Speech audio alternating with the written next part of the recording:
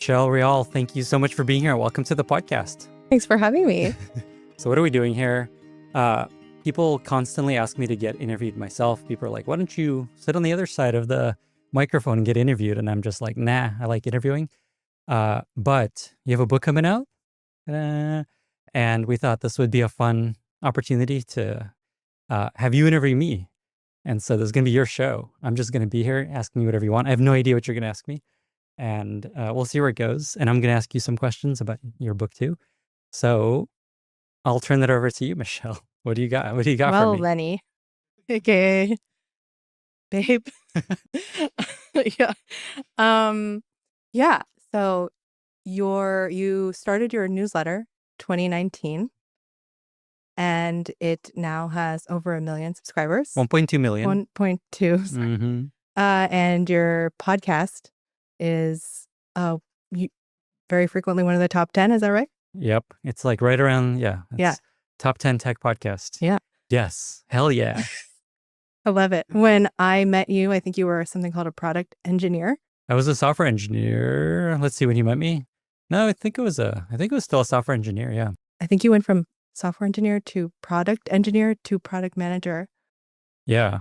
Yeah. I think that's right. Wondering, what do you think you'd be doing right now if you hadn't started that newsletter? If I stayed in my job. Yeah. If you hadn't, and then I'll get to another question about what do you think is the one moment that led you to your newsletter, but you can answer either one.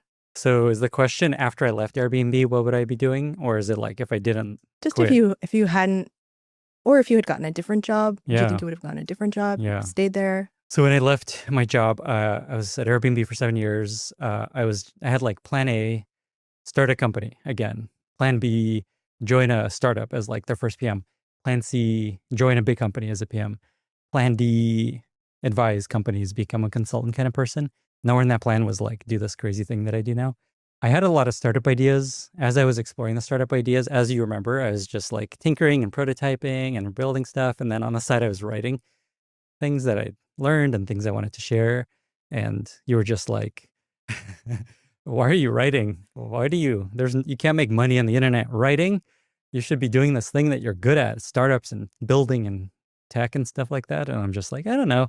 It seems like there's a pull here, so I'm just going to keep doing this. I don't know if I said things that you're good at. I just said as a person, right? There's no money in putting this. Writing on the internet. Yeah. I don't make any money unless people buy my book. Yeah, plug.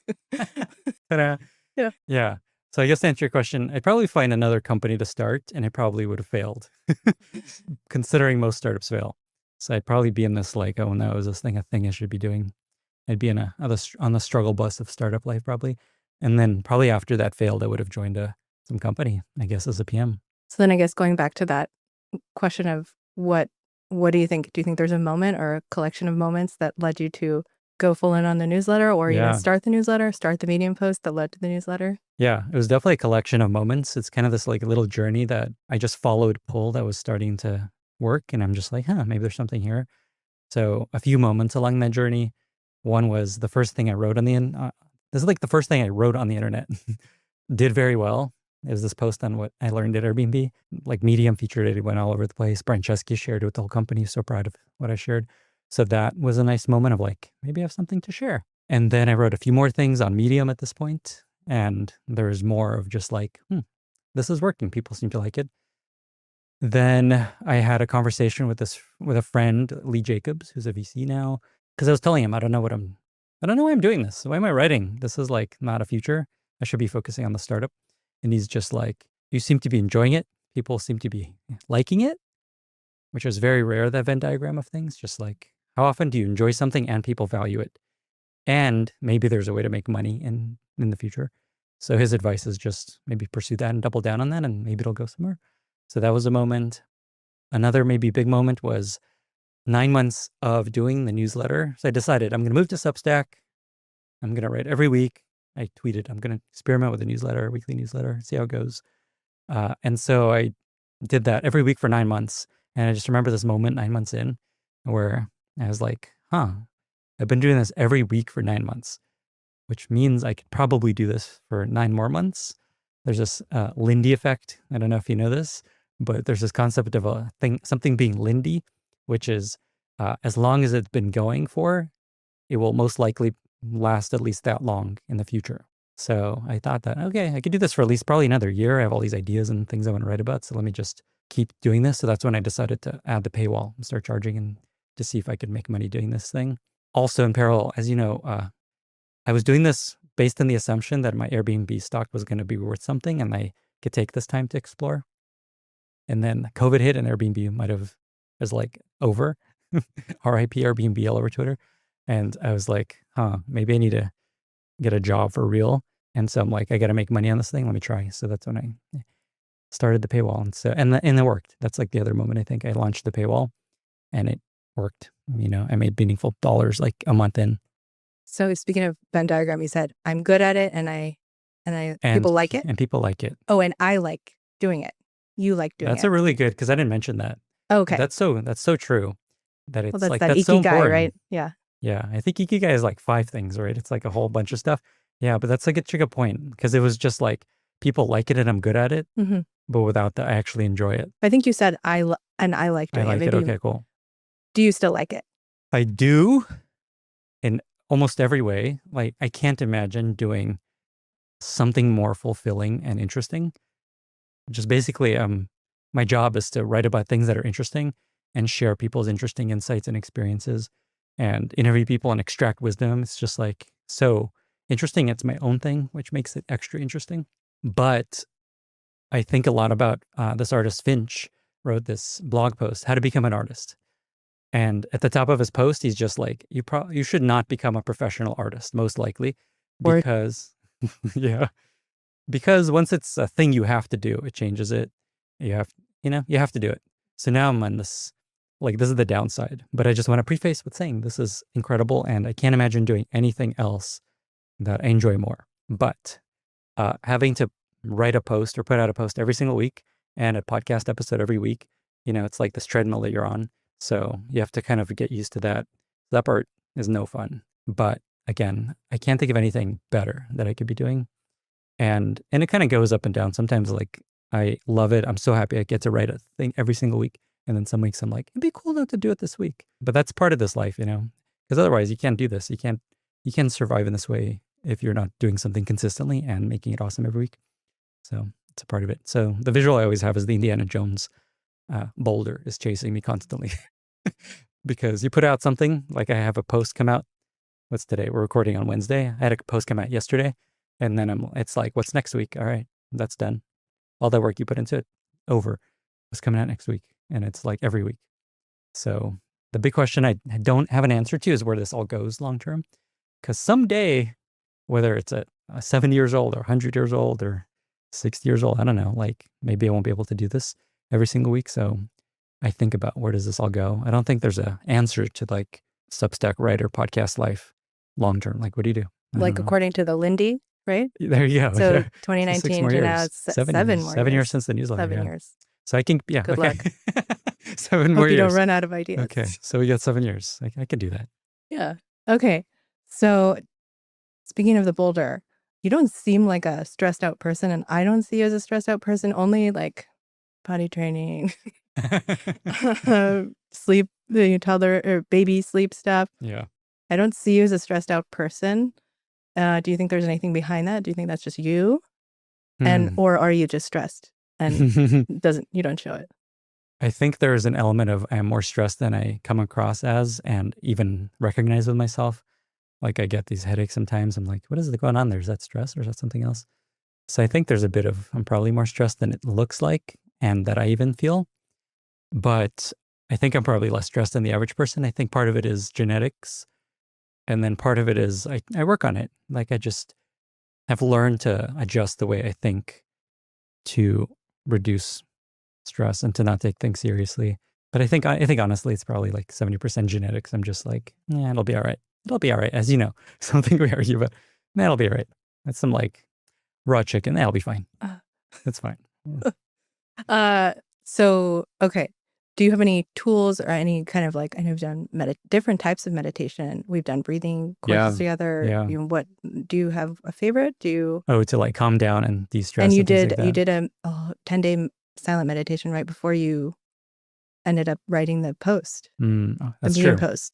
That's true. That was a big wisdom. Oh, here's something I've never shared. Okay. You asked about going back to the moments that led me to this life. So I went on a bachelor party trip with some friends. This isn't where you think it's going. I hope not.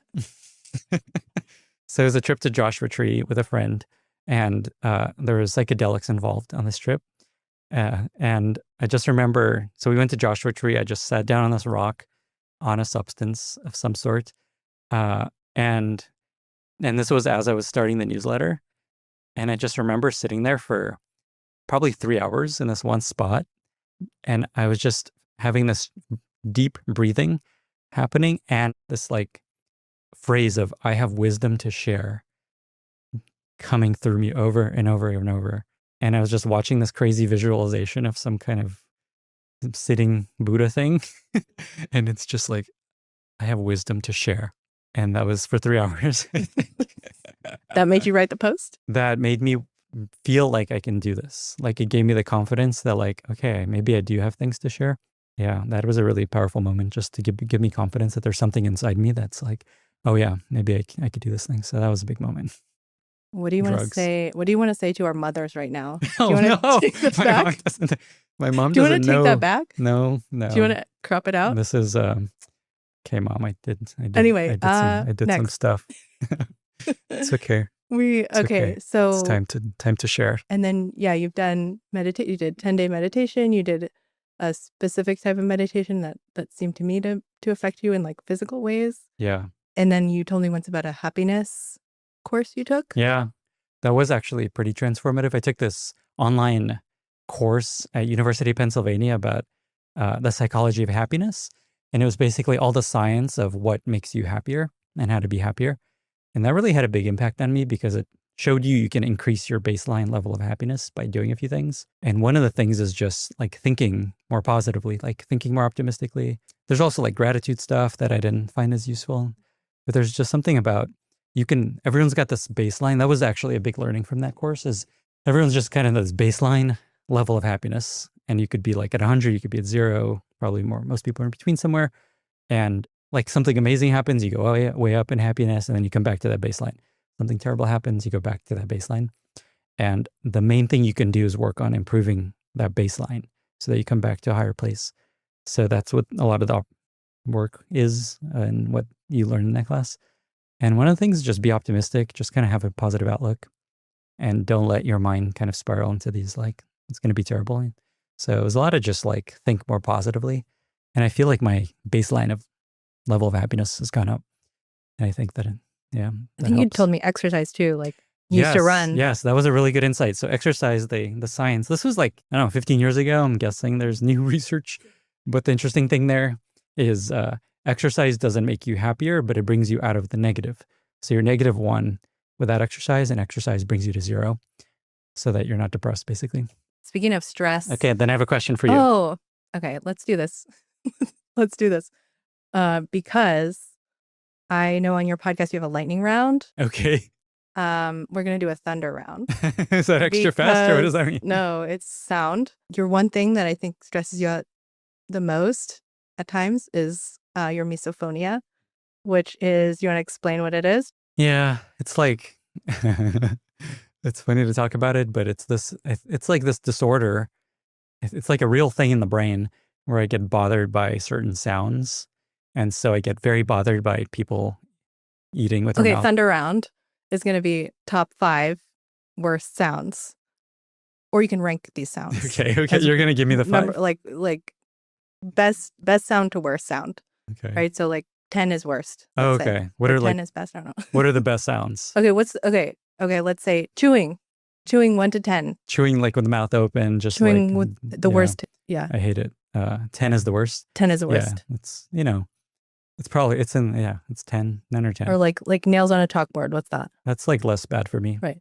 What's the number? Like if it's someone sitting right next to me, just like chomping away. Yeah. And it's so awkward to ask anyone to stop. I hate doing that. It's like so weird. They're like, shut up. You're sweet. But it's just like, what? Yeah. I'm just sitting here eating. Leave me alone. Yeah. That's how I feel whenever I do it by accident near you. Yeah. So nails on a chalkboard. What's It's like 6. I don't know, Yeah. 5. What about I like don't mind. what about like a baby crying or what's a baby crying versus your baby crying?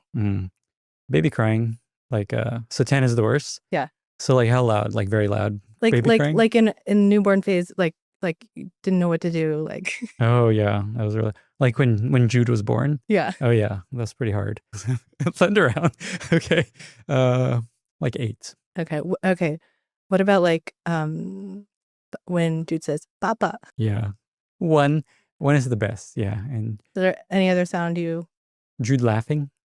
Oh, okay. Okay, I you're love gonna it. say What that. about like another bad sound? I don't know. Okay, you can ask me now if you want. Okay. If you're getting No.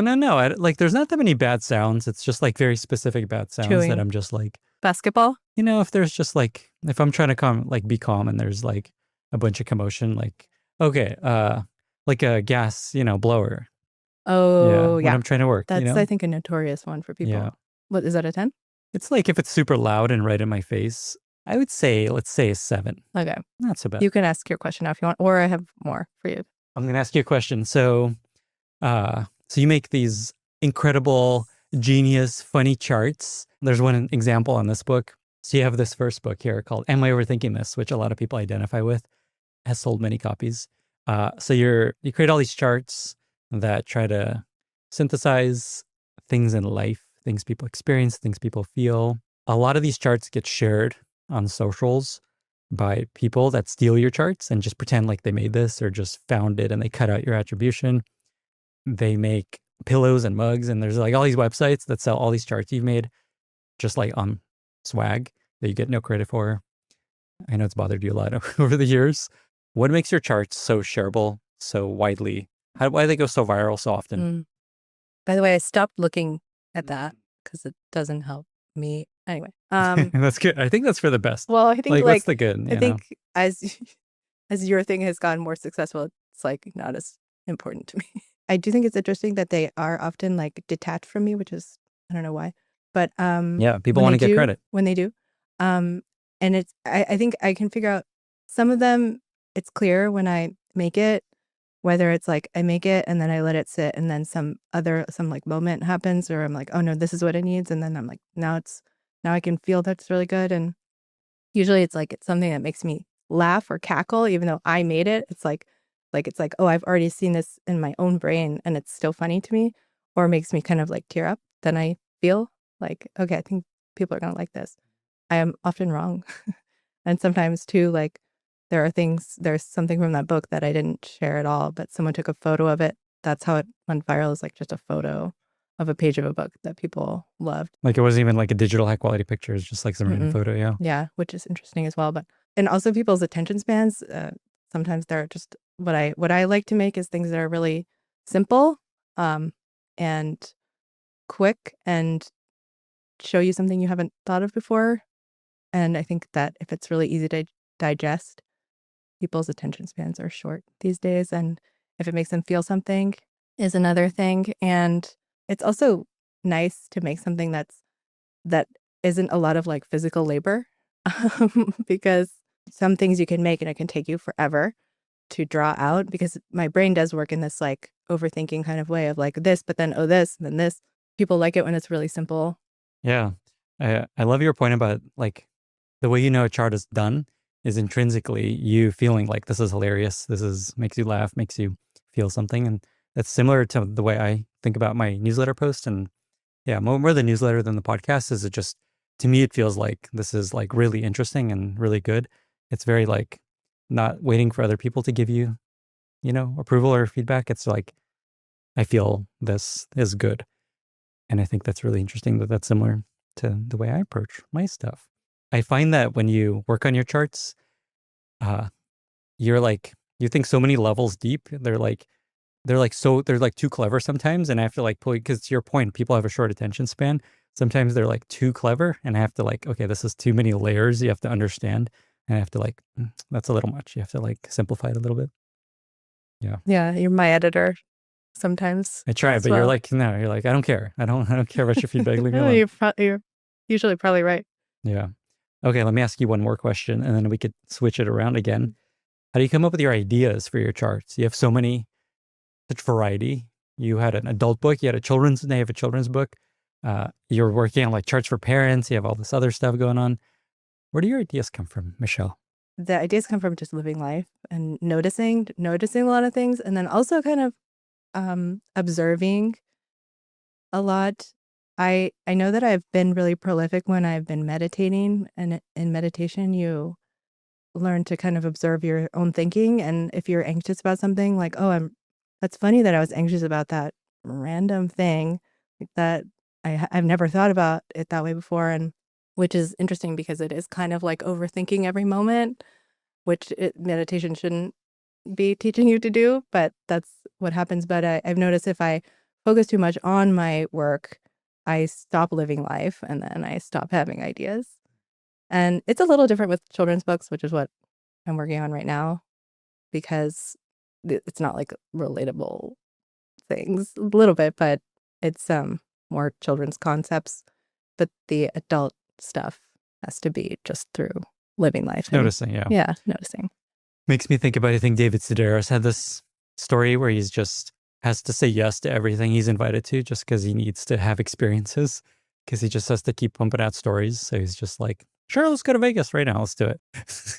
So I feel like that's a lot of the work here, is just to live real life. You can't just kind of sit there and come up with ideas. You have to try stuff and do crazy things. Yeah. So my first children's book, which is out soon, that one actually came out of kind of observing parenthood and early new parenthood moments. That's how I started. I started at the beginning of the notebook, writing, kind of like trying to make charts for new parents. But we'd been reading so many kids' books together that I just had this like da da da da da da like rhythm in my head of children's books.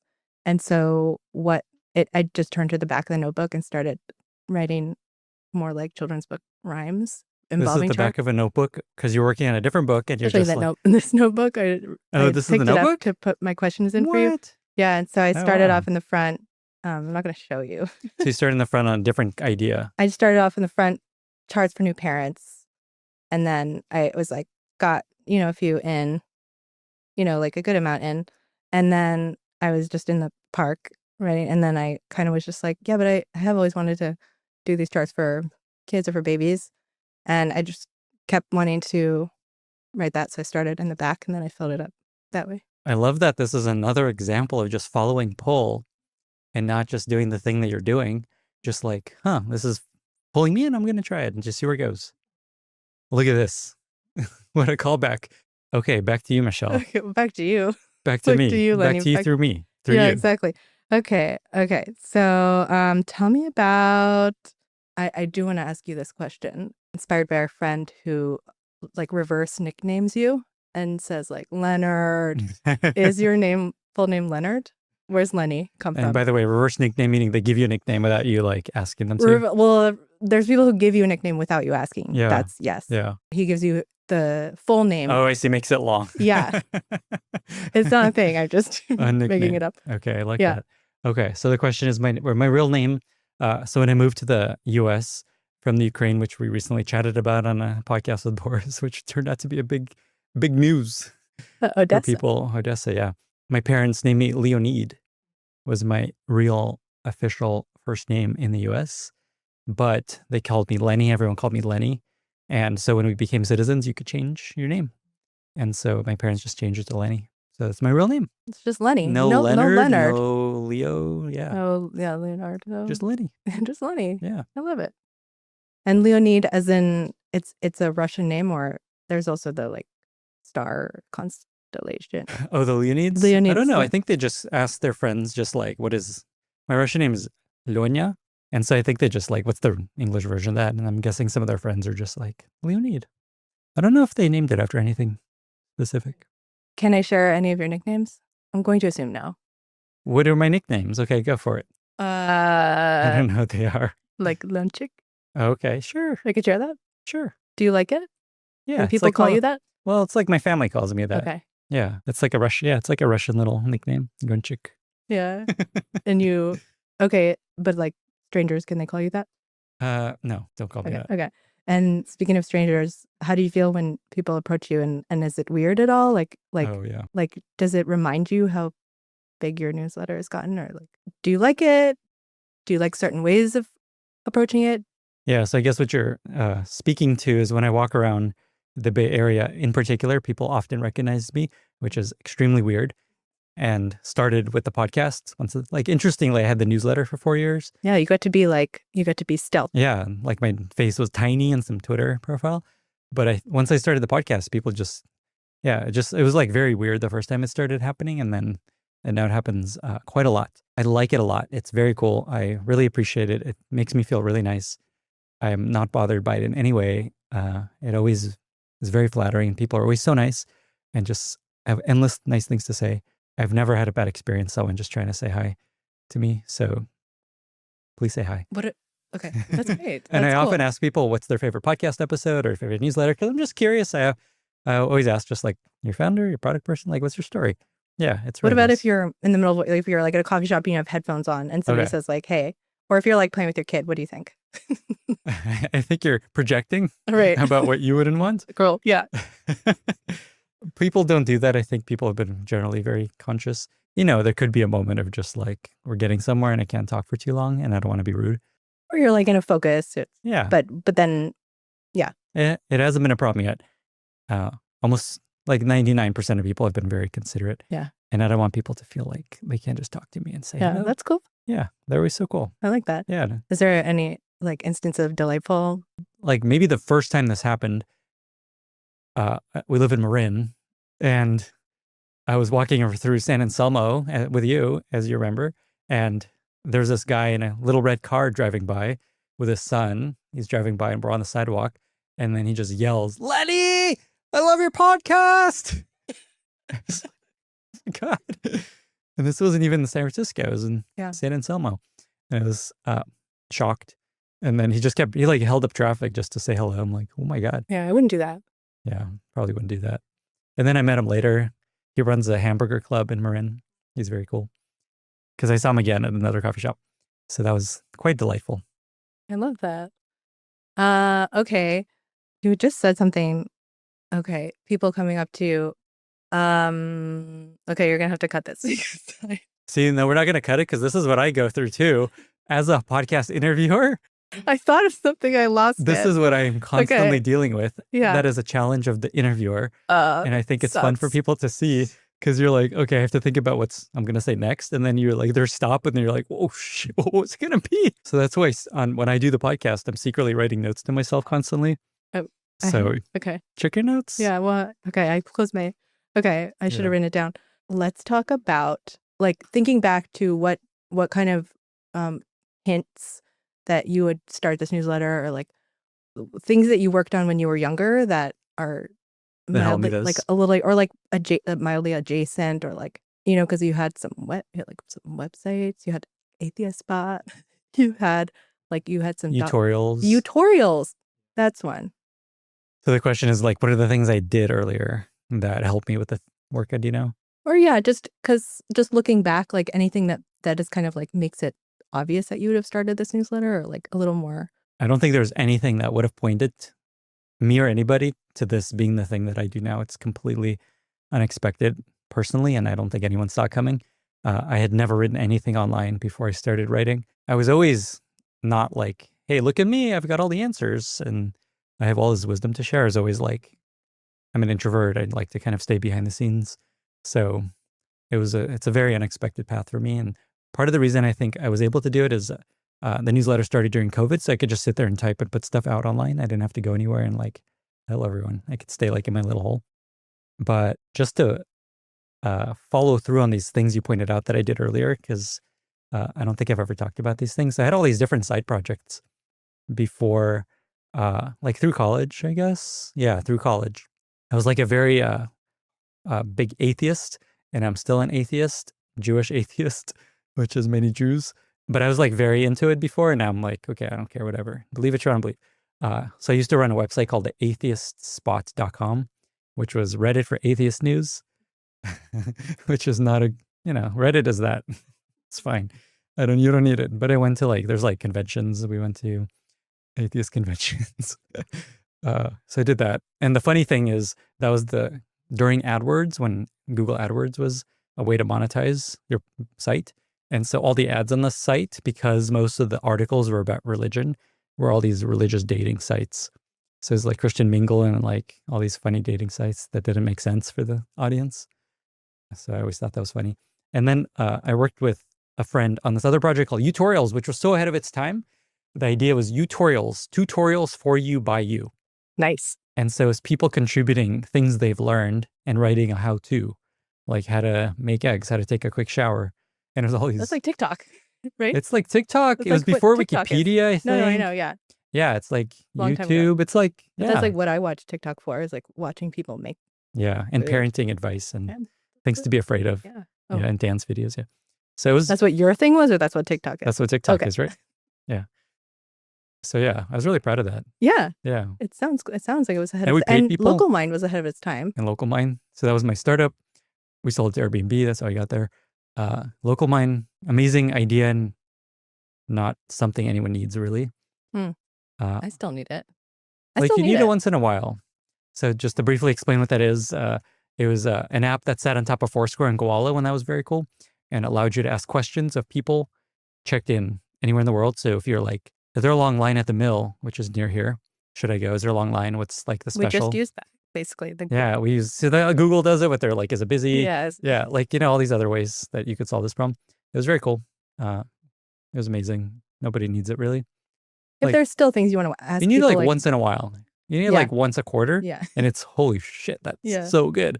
But you can't make a business out of that. So I'm glad that we exited. Today's episode is brought to you by DX, the developer intelligence platform designed by leading researchers. To thrive in the AI era, organizations need to adapt quickly. But many organization leaders struggle to answer pressing questions like, which tools are working? How are they being used? What's actually driving value? DX provides the data and insights that leaders need to navigate this shift. With DX, companies like Dropbox, Booking.com, Adyen, and Intercom get a deep understanding of how AI is providing value to their developers and what impact AI is having on engineering productivity. To learn more, visit DX's website at getdx.com/Lenny. That's getdx.com/Lenny. Okay, so you're mentioning the atheist bot with a bunch of religious dating sites. Yeah. Reminded me that you were my first online date ever. Hell yeah. On a Snatched right platform off. called Gone. How About We. And I remember that, I mean, you had other dates. Where's this going? Anyway, no, like but I this. remember you were like, I think you had a thing for designers. Yeah. And I wonder if you regret that preference. Like designer artist, sort of like No, not at all. stereotype. No. Like I'm not like you're pretty neat. Yeah, it's true. You're kind of chaotic. Yeah. Which is, we could talk about your process, but it's like, it's a messy process. It's true. We have a good yin yang. Yeah. Yeah, I'm Yeah, just like you're unstressed, unbothered. I'm bothered. yeah, I'm interesting stressed. things Yeah. everywhere. Yeah. We got cleaners. They help things out. Yeah. Yeah, it's true. We have It's privilege. worth it. Okay. So you're okay with designers still. Good. And then As a wife. yeah, right. Highly recommend. Oh, okay. Yeah. Oh, great. Yeah. So yeah, I was gonna ask, like, do you have any tips for, because it's like there's something you said recently, which is like you don't have any coworkers. I was like, I'm your coworker. We work at home. But yeah, do you ever feel like lonely? Not because you were always really social, and then this goes into too, like even before you were niche famous or whatever we want to call it. That's how I describe People were it. always coming up to you on the street, like, "Hey," Oh, from from Airbnb. because you're Yeah. organizing things. And do you feel like you miss office culture? People ask me that over the years, and I've always like, no, it's amazing. I don't need that. Like, I just do my own thing, and I don't need people around. But I've kind of started to feel that a little bit of just like, there's no one. Like, I just sit at home all day and just like, Our dog likes to be right next to you. Yeah, he's sweet. Yeah.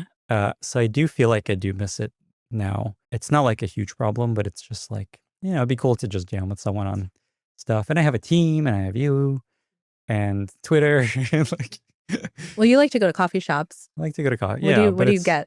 But it's like bowling alone, kind of. I don't know. It's like, if that's the good metaphor. Like, And you have you put your I have my headphones headphones too. on. Yeah. And you're focused. So it's like, Yeah. So it'd be fun. Like, I have an awesome team and we jam on stuff, but it's not like I think I do miss having someone next to me that I'm just working with on the same thing. But I also am trying very hard to never have full-time employees. I'm trying to keep things really simple because it's so easy to build this thing into like this whole thing that's complicated that I'm like, what have I done? One of the challenges with this life is you can create a job for yourself that you hate by doing things that people want you to do or by following opportunities that feel big. And then you're like, I hate this. So I'm trying to be really careful about what I commit to and do. Coming back to your question, I do miss it some. Yeah. It's like a new thing I've realized that I miss is being around other people, like working on the same thing. Yeah. So speaking of other people, like coming up to you and being around other people, I think it's become harder for you now that people you don't know come up to you, because I think you actually have a little bit of face blindness.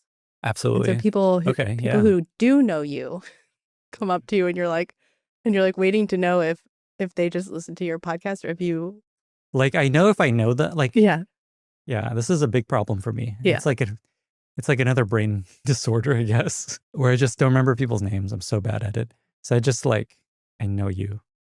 Who are you? It's like people texting you from a new number. I'm like, who's this? Yeah. Sometimes I feel like the Devil Wears Prada assistant, where I'm like, that's Emily. You worked with her on Airbnb, or Wait, you don't do that. You need to do that. I do it sometimes. You do that sometimes? Yeah. Okay. Yeah, so bad at that. Okay, so if you come up to me and you say hello and I don't recognize you, please, I'm sorry. I'm really bad at it. And yeah, it's like gotten worse because now I know more people through the podcast and the newsletter and like. Right. And you just know a lot of people. Yeah, it's like people a lot like of faces. You're very kind. So people like you. I try. Yeah. Try. Okay. So going back to the like unbothered vibe that you have, tell me about a time you've been really stressed in your business and then a time you've been really stressed in your personal life. Okay, so on the business side, so I have this product pass. So as a subscriber to my newsletter, you get 23 incredible products. And I used to read them all. Linear, Mobbin, Lovable, Replit, Gamma. I stopped doing this because there's too many now. I had the end of my podcast. I just read through them all. And now I can't do it anymore. There's too many. I had a launch about a year ago. It's about a year, actually, where I launched, you get a free year of Cursor and Lovable and Bolt and Replit and V0. I think that's 5. And so that was way too good an offer. People came for it, bad people. So I just had so many fraudsters, mostly in China, it turned out. Just like all these fraud rings in China, trying to find ways to steal all these free goodies. So they set up all these crazy attacks, and I had to work with Stripe and Substack to just like shut them down. And they just found all these little exploits in our API that we built and like this. So it's like such a nightmare because we're just like waking up to like every night. It was like hard to sleep. And I have this engineer, Este, who's so incredible. And he like didn't sleep for a week, filling all these holes because there's a lot of smart, clever bad guys out there. So that was extremely stressful. Like it could trickle down into the whole thing falling apart if everyone's like, oh my God, can't trust Lenny anymore. So as you remember, it was very stressful. I didn't sleep too well and it was like very scary. And there's all these, they just kept popping up and there's all these like rings, and it went viral in China too. That's like in the student network, they just, holy shit, you get a year free of Cursor and Lovable and Replit and Bolt and V0. And so it was very stressful. To answer your question on the personal side, okay, so when our baby was born, the birth was very complicated. You had to get a C-section because the induction wasn't getting it there because it was complicated. Complicated. And normally I feel like I would tell the story, but you weren't awake. But this is also like When Harry Met Sally, but it's like how the pregnant person almost died, you know? But okay, but it's from your perspective because I didn't get to experience it. Right. So. Yeah. So what happened is you had to do a cesarean. They gave you and so the idea is they bring you into the operating room. They do the anesthetic, the epidural or whatever it's called, and then they let the husband and the partner in. And so I was waiting in the hall, waiting for them to do the anesthetic. With your scrubs. They gave me a whole bunny suit. Yeah, super sterile, just standing there in this bunny suit thing. And the idea is they do the anesthetic and I can come in and then watch the birth and all that stuff. And 5-10 minutes in, I just hear beep, beep, beep, beep, beep, beep, beep, beep, beep, beep, beep. And the doctor runs out, scrubs her hands, runs back in, and then all of the 2 other people run from another room down the hall into the room. And they were like, uh-oh. And it was like, you were scared. You were I was scared. I was very scared because I had no idea what was going on. That didn't sound good. Nobody told you anything. Nobody's you were supposed telling to me be anything. in I was supposed to be in there. No one's coming out. Like, here's what's happening.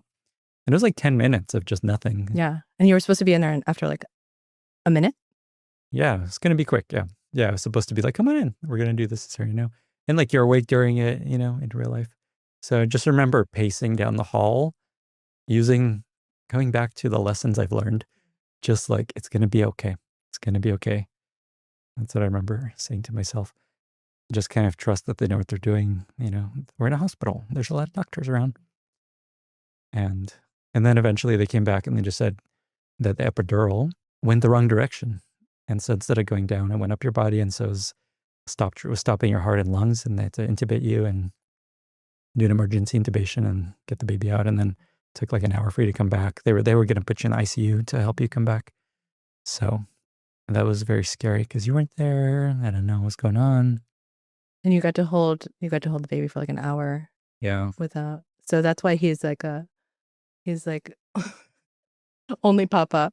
He's another person that prefers you. Who's the other person? Our dog. Because you're for now. Because you're sweet guy. But yeah, it's yeah, that was really scary. Stressful. Yeah, because you it's told like yourself it was going to be okay. Yeah, that was the thing that helped. But it was like very scary because it's just like life could be completely different now. Like something like, like you could have, like the guy, the anesthesiologist said it was a 1 in 50,000 chance. And it's like the worst scenario that is very rare and very dangerous.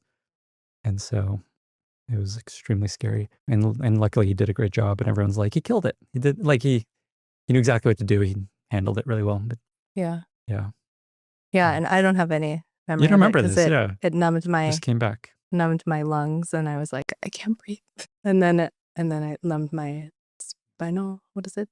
brainstem, and then I passed out.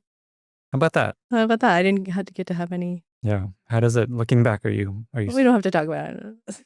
Okay. No, yeah, it's that's what you said, but it's interesting to like not have an experience around it, and the experience was like the live experience is more. Yeah, it's probably the scariest moment in my life. Yeah, and I didn't know anything about it because they put me under general anesthesia, and then I was all loopy, and then I didn't even know really what. And then later, I read the report. Like months later, I read it. I actually had someone else read it who was in the field, and she's like, "It was your cousin Lois," and she like moved her thick glasses, like, "Wow." Yeah, she's like a nurse back in the day. Yeah. Anyway, stressful moment. Yeah. So you used your tools. Yeah, I used my tools. Otherwise, that's a good point because it could have been like spiral. Like, oh my god. And we had a doula, but she had left. The doula was going to be be there, yeah. But for cesarean, she's like, I can't be here. Yeah. Okay, I want to ask you a question, but unless you have something we want to follow up with. No. Okay. So you come up with these incredible charts. They're just like, it's like the kind of charts you see on the internet that are like, oh my God, that's so genius. And watching you come up with it is so wild because you just like, it pops out of nowhere. And then there's like a little bit of iteration and like, that's it. What's the process for you coming up with a chart? And what's like the environment that you need to create your best work? I feel like coffee is a big part of it. Coffee is it's like not too much. There's one I have that it's like, I mean, it has to be the perfect amount of coffee. So I actually usually get a single shot. Do you know about the Bomber Peak, by the way? Quick tangent. Okay. So there's a concept called the Bomber Peak. Yeah. From XKCD, which is just the right amount of alcohol where you're the most insightful and creative. And then it falls down, which is like, I don't know. I forget why this is Steve Ballmer related, but okay. Yeah. So the Bomber Peak of coffee. I have one like that about coffee, but it's not. It's made out of a little coffee straw and it's like. We're going to show this on YouTube if you're watching this so you can see the chart. It's like I'm a genius and then I'm having a panic attack. And so that's me is like, yeah, I'll get to this point where I feel like, I mean, coffee is a drug, right? So if I have too much, it is like a drug and I feel like a genius and I'm like having all these ideas. But then I think it's too like, I don't know if this was a real image, but there was an image of spider webs and it's like, this is a spider web that ingested some, right. This LSD and stuff. I don't know, yeah. And then this is a spider that had coffee. And it's like, instead of a regular web, it's like a web that goes like this. Like it's like just erratic and tangential and I have some really good like seeds of ideas in those moments, then I have to go like scream into a pillow or something. Was that when you have too much coffee, or is That's that when I have like too much coffee. okay? When you have too much, yeah. But if there's a point like Okay. right before So that, single shot latte. single shot is what I get.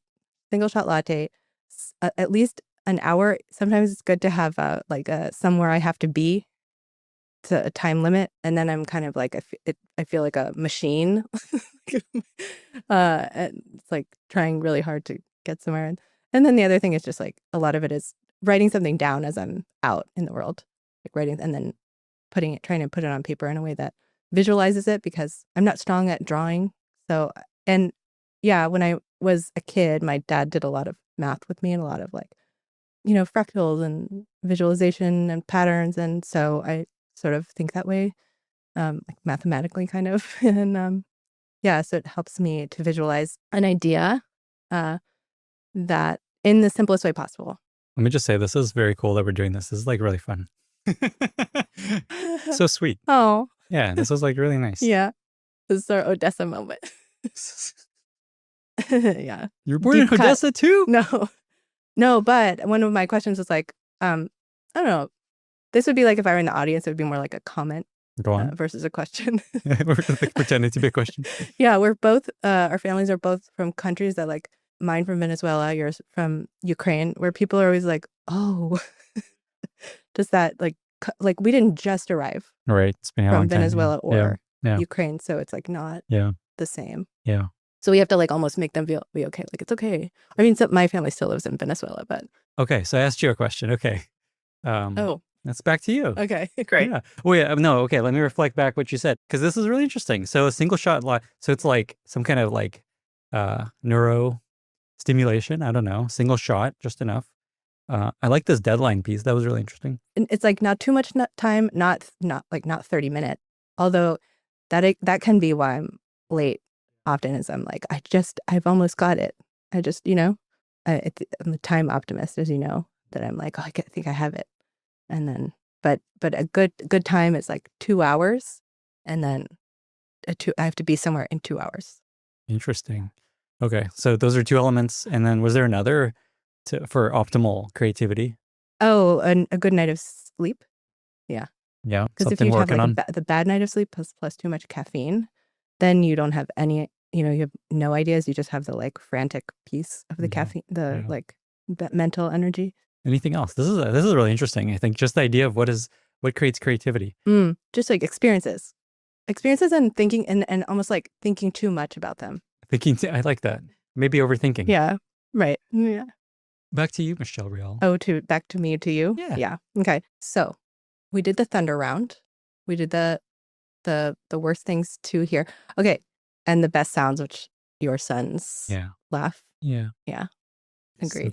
So great. We probably know your favorite like product management books. Do you have a favorite children's book other than mine? Read to Charts for Babies. To read to, and also like in April. And also maybe you could do more than one, because they like, maybe there's one when he was a baby. Like I feel like a chart is, and you never take my ideas because I feel like you don't want to. I don't want You want it to be your ideas. Yeah. But I feel like there's books you love that are children's books, and books your kid loves. Yeah. Right. And that's like, I hate reading this one, but he loves it, so we're gonna do it. Yeah. So it's like he decides what his favorite are. I love John Klassen books. They're so like beautiful and just like sweet. So those have been really great. Are they sweet? They're like actually not sweet. You're right. There's like death in all of them. Yeah, they all end in death. Yeah, like Jude's new thing is like, he ate the bunny. This is the bear book. Yeah. Like he stole my hat. Yeah. Yeah.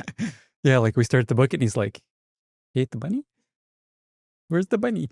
Like in his belly. But is there any like overlap? You think there's a favorite that one that's his favorite that you now love because that you didn't love initially? Yeah, like Dr. Seuss, I think we similarly feel. It's like way too long as one, because it's like 50 pages, 60 pages. Like, come on. Words to say. It's a lot of words. And there's just like all these made up animals. And yeah. And like, he's like, what's a zong? Yeah. I'm like, that's a zong. Yeah, you're like trying to teach them real things in the world. And then he's like, what was a tale of a song? It's like, what? Vipper from Vip? Yeah. No. Yeah. Yeah. I don't know. I don't like that. But we like reading them. We've kind of used, there's like a rhythm Well, like anything in Spanish, I read to him, obviously. And yeah, I mean, anything you want to say about like, I don't know, is there any sort of like anything you've learned in product management or like growth that has translated to parenting? You know, like product management is all about influence, and that's basically parenting. That's why he likes you better. Why? Because I can influence. But you also have to make them do stuff, you know? Yeah. Yeah. So like you do have authority, you know, all the responsibility without the authority, but you do have authority. So it's easier. They feel like They have the toddlers authority. have all the That's authority. true. That's true. Just like, no, you sit there. Yeah. I feel like I see your product management in that like you make him like I should be the one making him a chart, but you make him like here's how if bedtime gets too long, you're like, here's how bedtime's gonna go. We're gonna read you 3 books. You get to start. And then also I'm answering for you. Sorry. Go on. Other things where it's like things where it's where I'm kind of like, yeah, it just happens the way it's happened. And you're like, no, I read a book on it. I read 3 books on it, and this is how we're gonna do it. And it's gonna work. Sometimes it works, sometimes it doesn't. Right. Yeah. I'm not like an intuition guy. I'm just like, what if the smartest people figured out about this? This isn't the first time somebody has tried to shorten bedtime. Right. Shorten bedtime, sleep through the night. Right. Yeah. Yeah. There's like smart people that have tried this stuff before. Yeah. And can tell me what they've done. Small eye roll. And okay, so I guess this is, I think, my last question for you.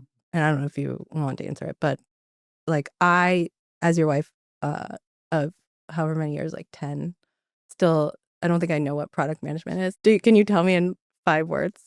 That's hilarious. Okay. I will.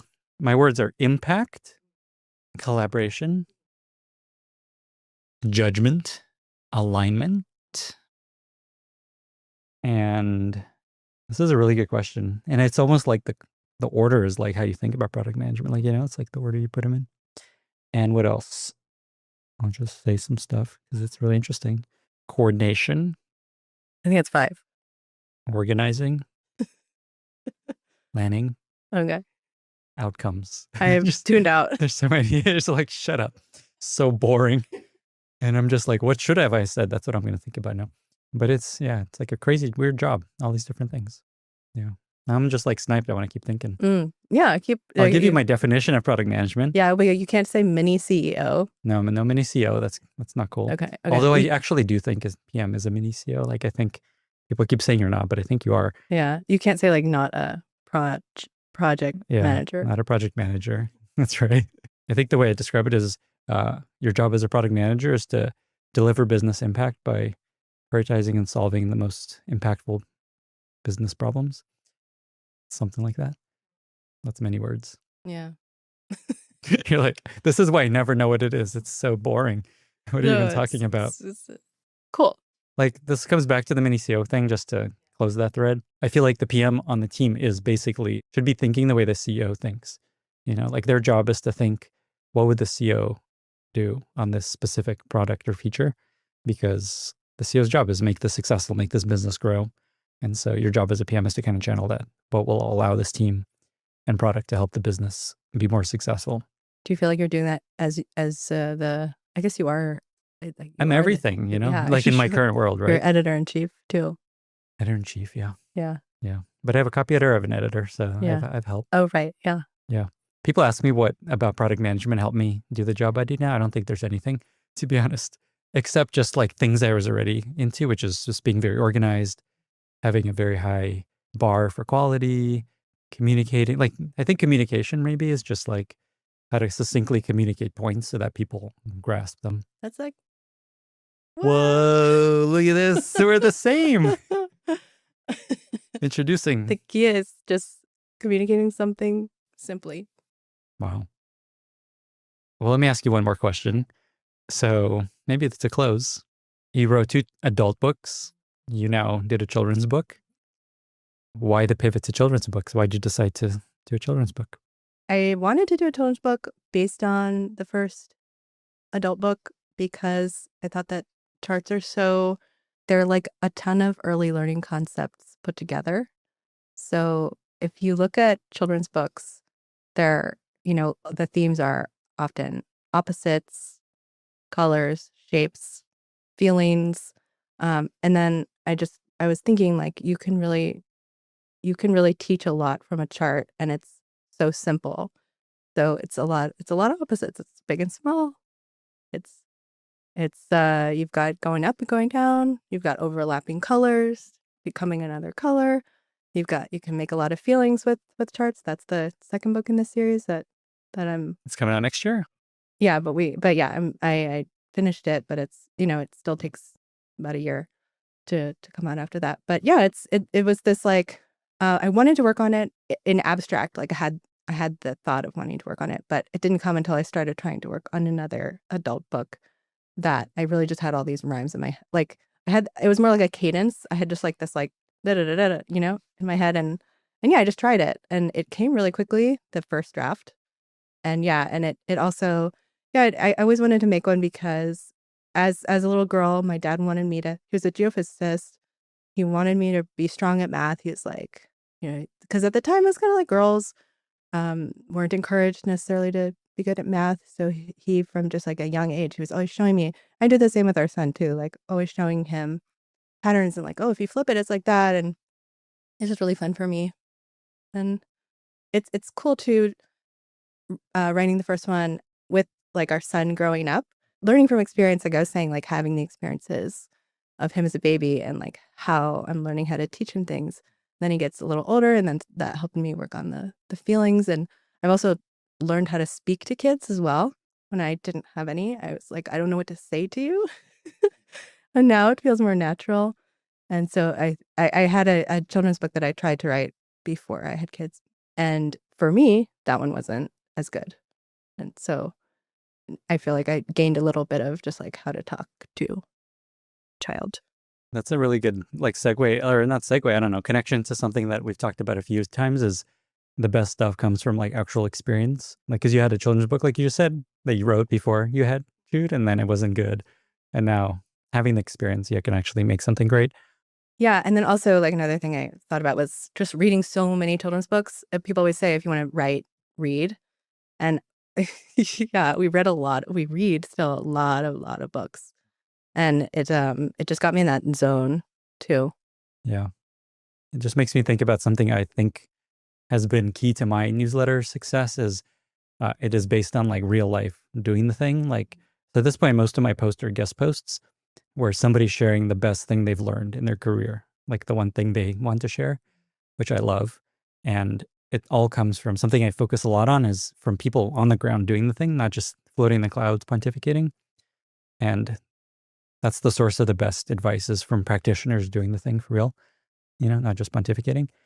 It's just, I think that's a really good, maybe one takeaway is just the best stuff comes from doing the thing and then sharing your advice versus just thinking you know what you're doing.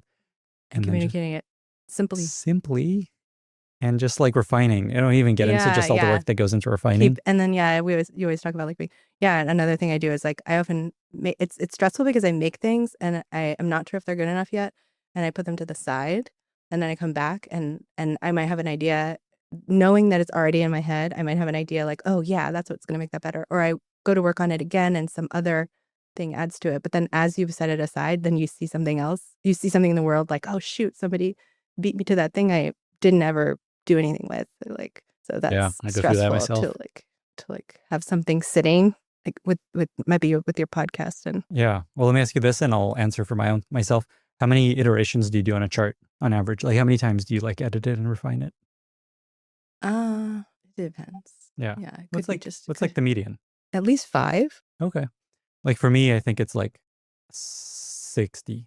I was gonna say 100. Okay, that's probably the real answer. But I can't even physically do that. It's like I need, yeah. Yeah, it's just like. Well, what do you mean by? So like when I write a newsletter post, I go through it probably, let's say 50 times, making it better. Like I start, there's like something that's the beginnings and then read through it and add to it, read through it, add to it, read through it, add to it, improve, like 50 times.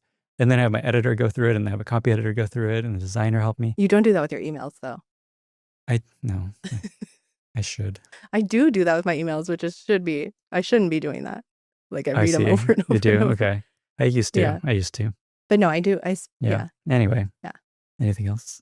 Oh, I mean, yeah. Do you want to plug? Absolutely. When is it coming out? April 7th. April 7th. So Yeah. it's like a few weeks, I think, from when this comes out. Assuming this comes out. Yeah. We'll see how it turns out. We're going to check it out. We'll check it out. If you're seeing this, we checked it out. Yeah. It was a success. It was okay. So Charts for Babies coming out April 7th. April 7th. April 7th. Yeah. All your favorite retailers. Yep. Local bookstores. Wherever you buy your book. What's the age range of kids? It's 2 to 4. It's called For Babies. I did do a chart recently about like how long is your baby a baby? And it it's like baby is this infant is like 1 to 2, and then it's like it's your baby infinity. Yeah. So I've noticed like we still call him we're not really anymore, but it's like the baby. Oh, for sure. Yeah. But he's like almost 3. And so yeah, it could be like I would say 0 to 4 you know what? Should I grab it? Yeah. Let's grab it. Let's just break the frame. People on the recording hit, but the first like the end paper is what this is called. It shows all the like things you could learn: sizes, shapes, lines, numbers, directions, feelings, colors, amounts, sharing, concepts, relationships, opposites. Anyway, I'm not good at self-promotion clearly, so I'll stop it. Yeah, it's a lot of learning. It's beautiful. It's hilarious. It's clever. It's early learning concepts. Funny. It's simply illustrated. Check it out. Rhyming. We'll link to it. Yeah. Congrats on releasing this book. Thank you. It was a lot of work. Thanks. It was a lot of work. I did have a lot of iterations. The secret to success. Yeah. Iteration, editing. Okay. Spending more time is what your old boss used to say. Spend more time on it. Spend more time. Vlad. Yeah. Anyway. Okay. All good? We done? Michelle, thank you so much for being here. Thank you for having me. I'll ask you my typical questions that I ask at the end. Where do people find you online? How can listeners be useful to you? My website, michellereal.com, RIAL, or I'm also on Instagram, not too much these days, but still a little bit. You can look for the book, Charts for Babies. Great. Yeah. I don't know when this will be out. You can either pre-order it or order it. Great. One of the, yeah. Parentheses pre, but order. Yeah. Okay.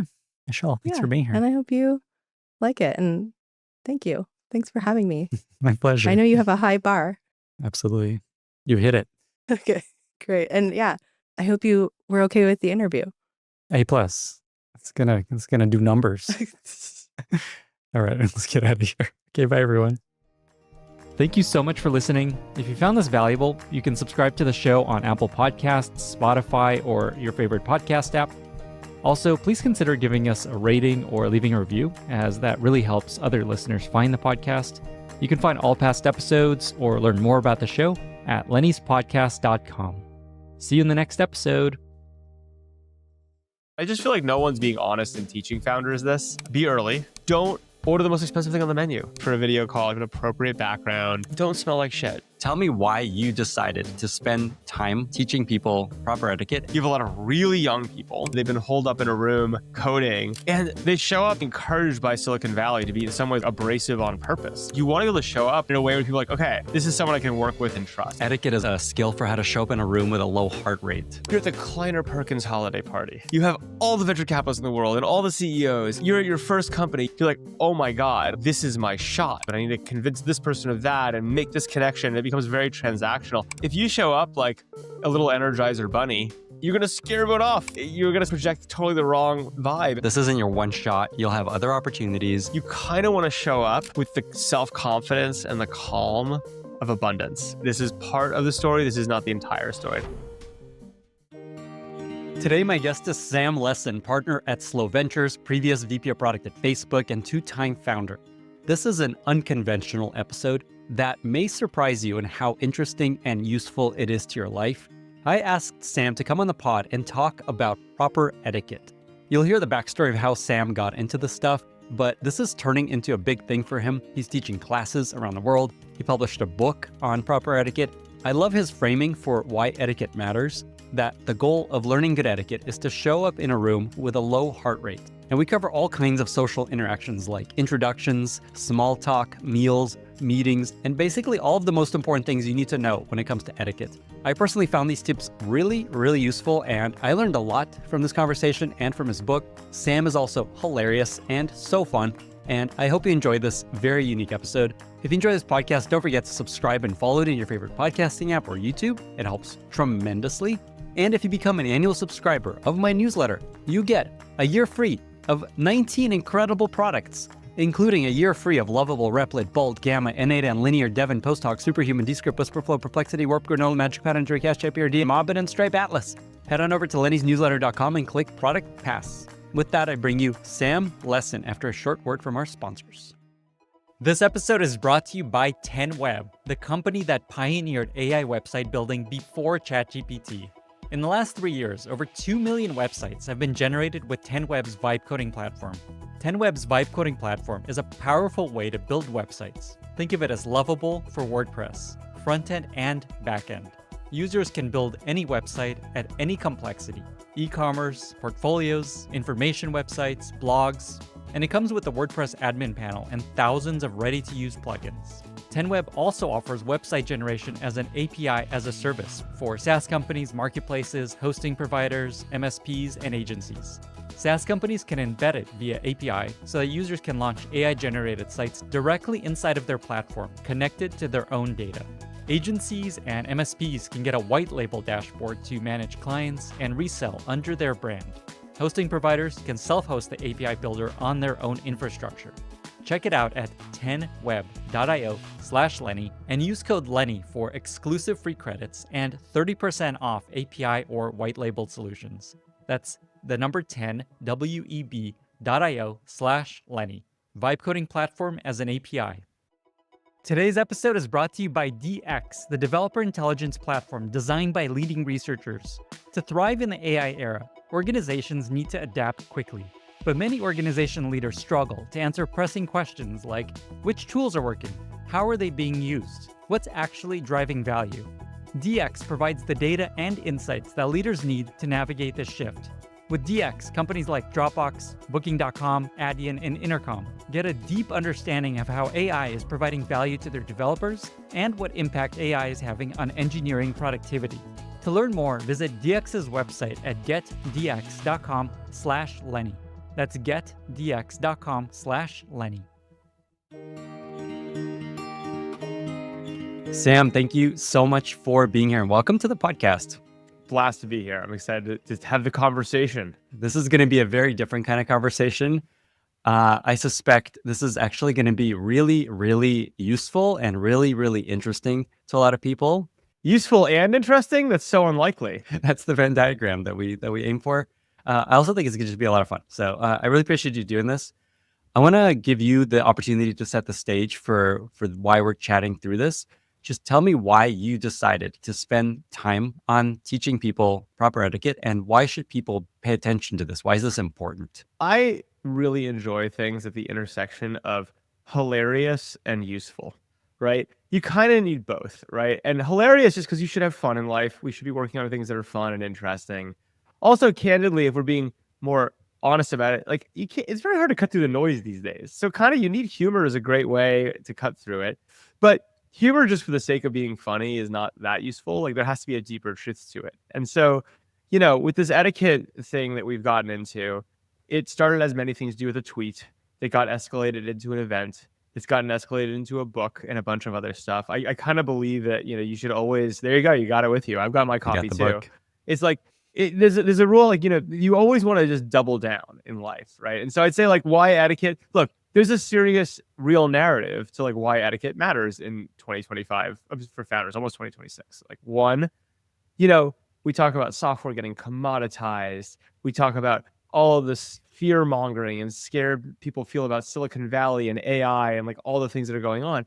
The net is if you want to do business and you want to do business and build great partnerships with team members, with companies you want to do business with, almost like with anyone, the reality is etiquette ironically matters a lot, right? There is a deep truth to this, right? You especially when you're asking people to trust you with their data, trust you with their business, this, and when technology is no longer some cute sideshow, but is like a major deal. Like people are worried about losing their jobs, like understanding how to meet people where they're at, build trust, mirror kind of expected behaviors. These are all like tools, right? And so that's the deep truth.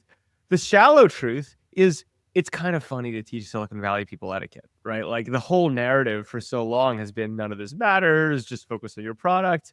Saying, well, actually, it does matter. And I'm wearing a t-shirt. I'm not exactly known as the most high etiquette personal, but I do know the rules, right? And I think like that's kind of there's some it's fun and funny as well. And I think those things are both important. I'm going to get into the actual rules, but just to follow that thread, you had a really great line somewhere that etiquette is almost a skill for how to show up in a room with a low heart rate. Yeah. This is the thing I think about a lot. Is like, again, I think about, again, you and I are now old people, right? But like, Yes. you're young. I feel that. You feel it in your bones. It's like you're young, right? You're at the Kleiner Perkins holiday party. You have all the venture capitalists in the world and all the CEOs. You're at your first company. You're young. Maybe you're from a different country. You're like, oh my God, like this is my shot, right? Like I have all these people I need to talk to and I need to convince this person of that and make this connection. It becomes very transactional. If you show up like a little Energizer bunny, right, you're going to scare everyone off. Like you're going to project totally the wrong vibe. But I can understand why you'd be like a high intensity moment in a lot of ways. I think understanding how to show up, take a beat, come in with a mindset, not of scarcity, but of abundance, understand how to give more than you take, understand how to build a relationship, not collect business cards. Like these are things that actually serve you massively well. And I just feel like no one's being honest in teaching founders this, right? Instead, they're saying, oh no, all that matters is your product. I'm like, yeah, like the product does matter a lot, but if understanding these rules can be the difference between doing really well and missing a business deal, you know, if you show up with too high a heart rate and you burn a bunch of mild relationship opportunities, like, I don't know why you wouldn't want these skills, right? Yeah, is one way to think about it. Like you can be successful not doing any of this, not knowing any of this.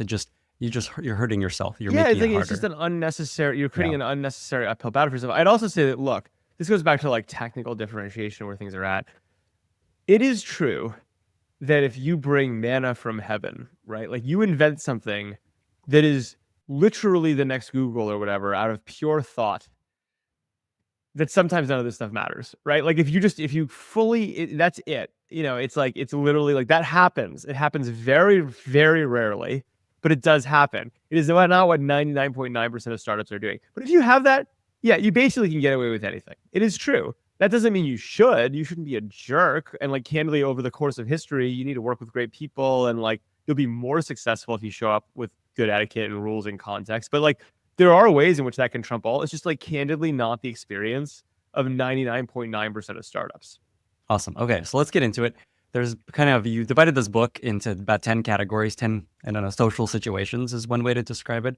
So let's just go through each one and just give us some pieces of advice. Sure. And something I didn't mention, the reason I'm excited to do this, the reason I reached out to you to do this wasn't you like pitching me, hey, let's talk about this on your podcast, is I was like, wow, this is really interesting. I did not know these things. Cheers. I mean, again, like I think the thing for us is I'm kind of a ship early, ship often guy. So V1, you should buy it now and study it because it's good.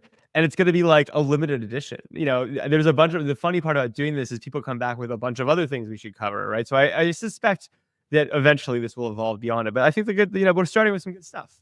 Let's do it. Okay. So introductions and entering a room. Yeah. Be early. That's the first one, right? Like, you know, again, I say this as someone who, I'll be honest, again, like hypocrisy, you know, I live with hypocrisy. I'm frequently not early, right? But you should be early, right? And you don't need to be half an hour early. That's a little weird, but you know, making sure that you have some buffer time so that, again, think about low heart rate. If you come in racing in the room 5 minutes late, your heart rate's up. If you come in, you had a second to take a beat in the waiting room. They kept you waiting, right? That's the dynamic I think you want to cultivate. Now, if you're not early, just apologize. It doesn't need to be like a 5 alarm fire again. It goes back to this heart rate thing. You can just apologize simply and move on. I've seen people screw this up so many times, right? Where they come in flustered and all over the place. You're like, it's okay. We understand, right? Like, so I think that's kind of another really kind of obvious one, but an important one. Something I've seen, I'll go for a few others that we talk a bunch about in kind of it is, look, you want to have a strong handshake, firm. Don't crush the person's hand. Again, this is not, you know, practice on your friends, right? You know, you want to repeat names back is a really, really valuable thing to think about when you're meeting someone. Say, hey, Lenny, it's great to meet you, right? Why? It shows that like you're actually trying to remember the person's name, right? Like a lot of times people meet a lot of people. It's like, nice to meet you, you move on. First, it's going to be harder for you to remember the person's name.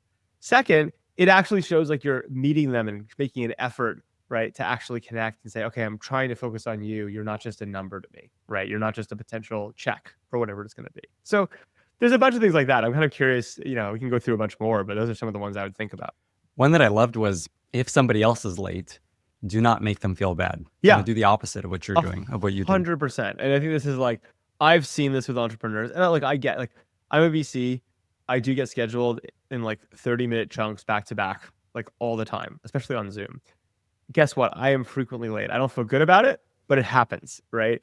And a lot of times founders, most of the time I'd say, founders know that like if I'm late, I will always apologize. I'll try to email them ahead, etc. But then it is what it is, and like we kind of get right into it. Every once in a while, you'll have some founder who like is super indignant about it, right? They're like, oh, and they're like, and you're like, it's fine if you feel that way, but it's really not very productive to make a big deal out of it, right? Like if this is a deal breaker for you that I was a few minutes late, then like then now I feel like I'm wasting the next 25 minutes of my meeting time because like I'm not like this is gonna be the wrong dynamic, right? And so I just think there's like don't harp on it. It's okay, you know. You had also some advice on eye contact. Share that one. It's really important. Again, I think the thing to keep in mind is, especially in an age where everyone's used to being in front of computer screens and looking at 6 different windows at the same time. Again, people are taking their time to meet with you, or at a party, they're like taking their time to like listen to you. And it's just a matter of respect to be like, I'm actually here in this conversation. I'm not off on my screen. I'm not like glancing around the room. Now, look, there are some people, we all know this, who are like literally quite neurodivergent, and that's very hard for them. Like that happens. And a lot of founders have like neurodivergence in some ways. So like there is grace in this to a point, but it's a thing you should make at least an effort. I think one of the most important things about all this stuff is what matters in some ways is the signaling of the effort as much as the actual thing, right? I think it's a really big overarching theory. So it's like, look, if you have trouble with this, but you're really trying, that goes a long way versus just being like, whatever. Maybe a final tip there is around partners, introducing the partner, saying hi to their partner, share that one. Yeah. So like, look, this happens all the time. And again, in the spirit of, I'm not perfect at this either. If you're with your partner, introduce them first, right? Like, bring them into the conversation. One great trick we talk about in the book, which I really, unfortunately, use all the time, right, is this whole thing. Let's pretend you're with your partner or with someone who's a friend. It doesn't have to be romantic partner, whoever you're with. You're going to forget someone's name, right? And what you really should do is... All the time. You're going to forget someone's name. And like that's what you're supposed to do. The etiquette is, you say, Lenny, please meet my wife, Jessica. And like that's, that's kind of thing. Now, here's the thing. This is where you start bending rules.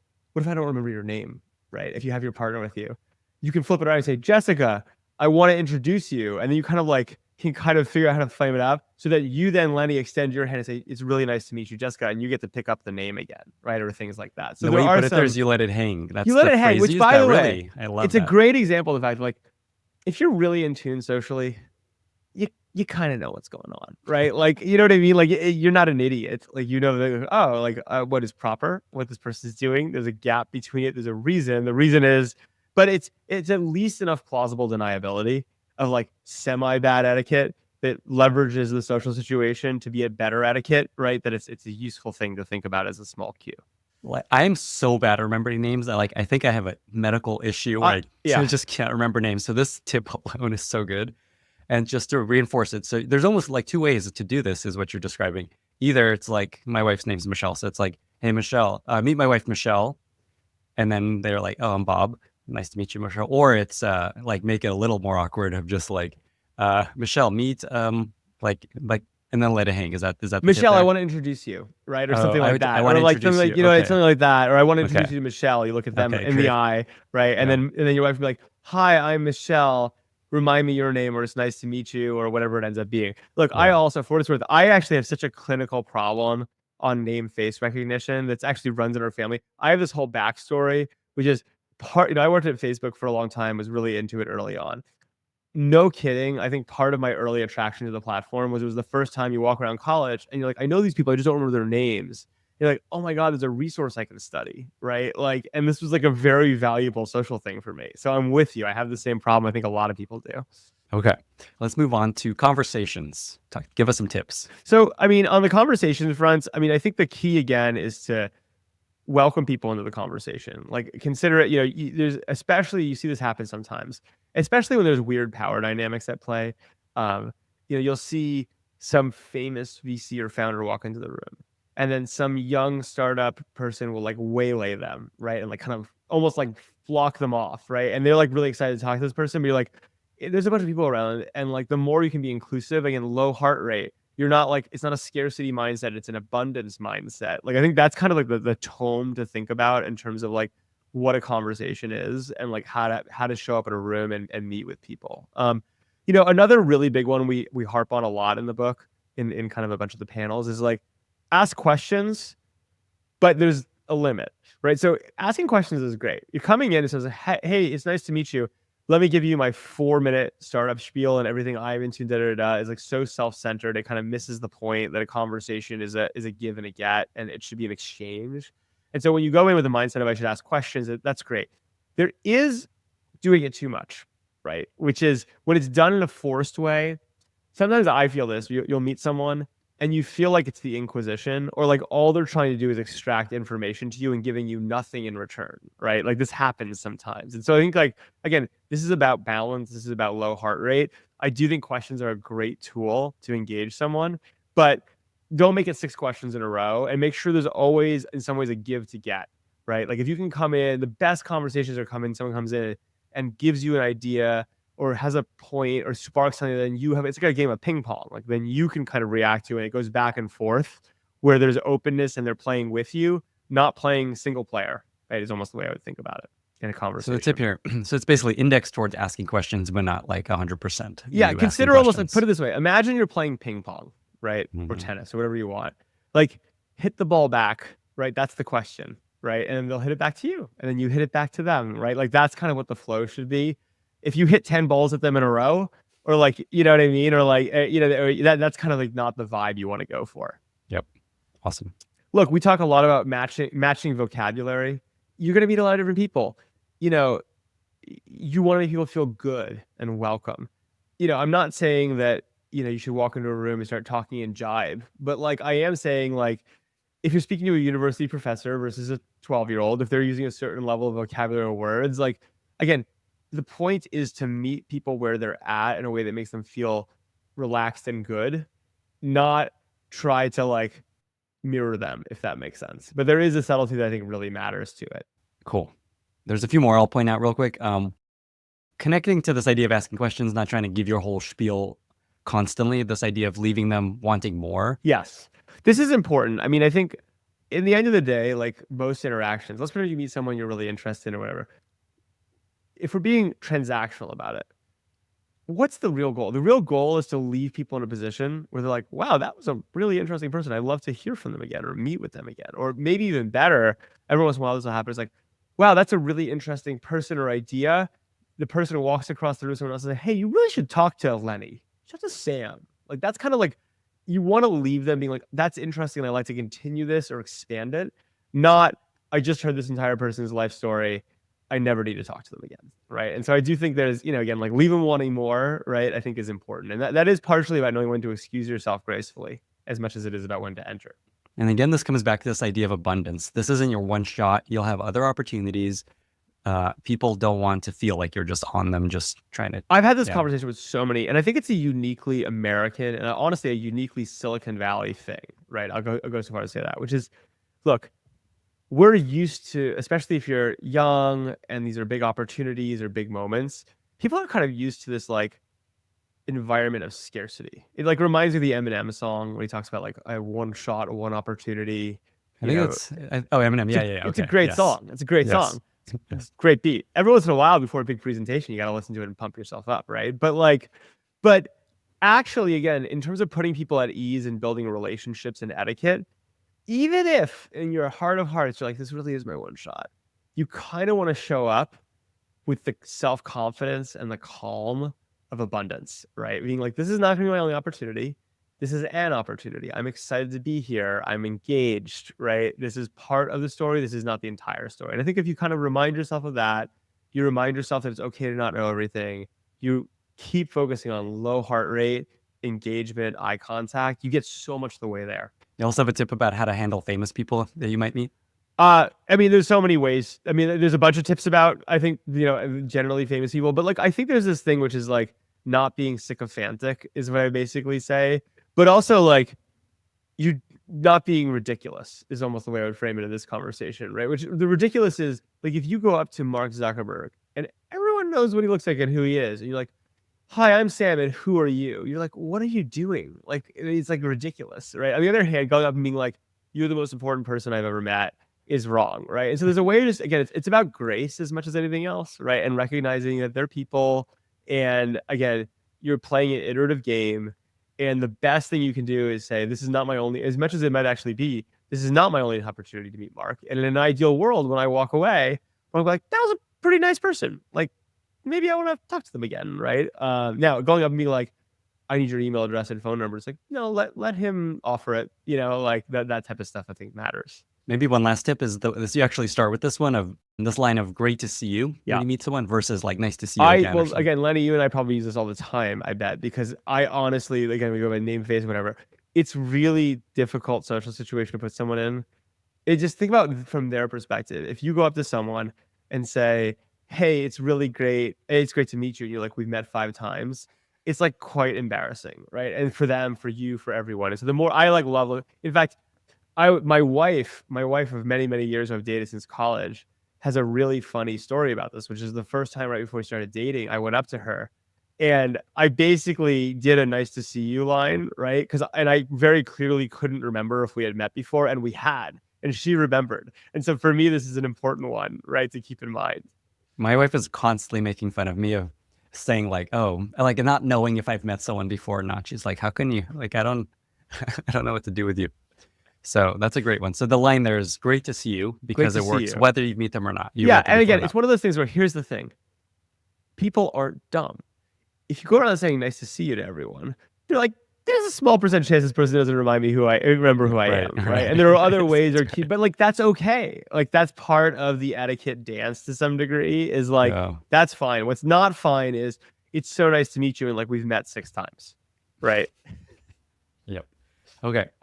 Let's talk hygiene. There's a couple there that stood out to me. Tell me if I'm missing any that you think are really important. One is just like subtle fragrance. Yeah. Don't smell like shit.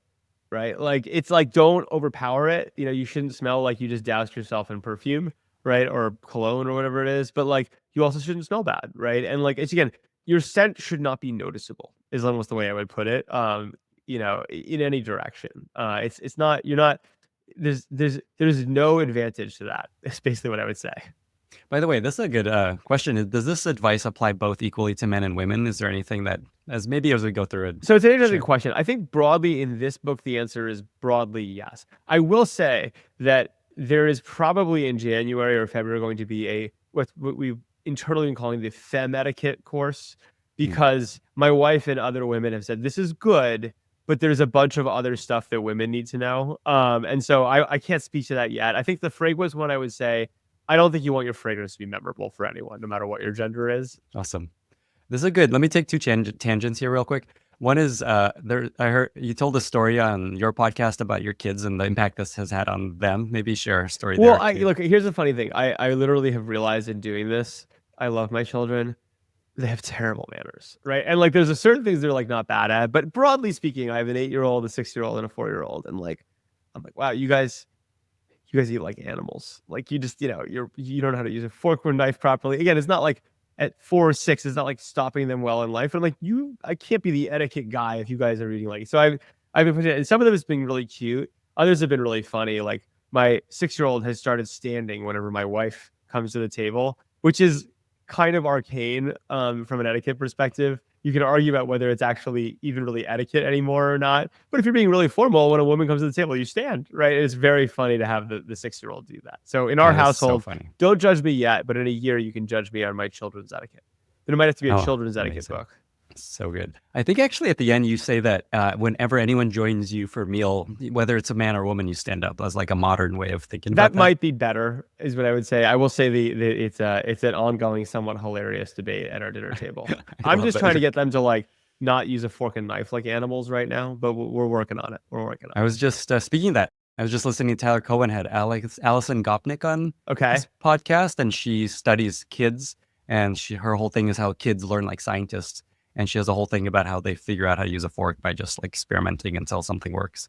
Right. Like, to be clear, they're able to feed themselves. It works. But it's like you look at it and it's like, what are you doing? Yeah.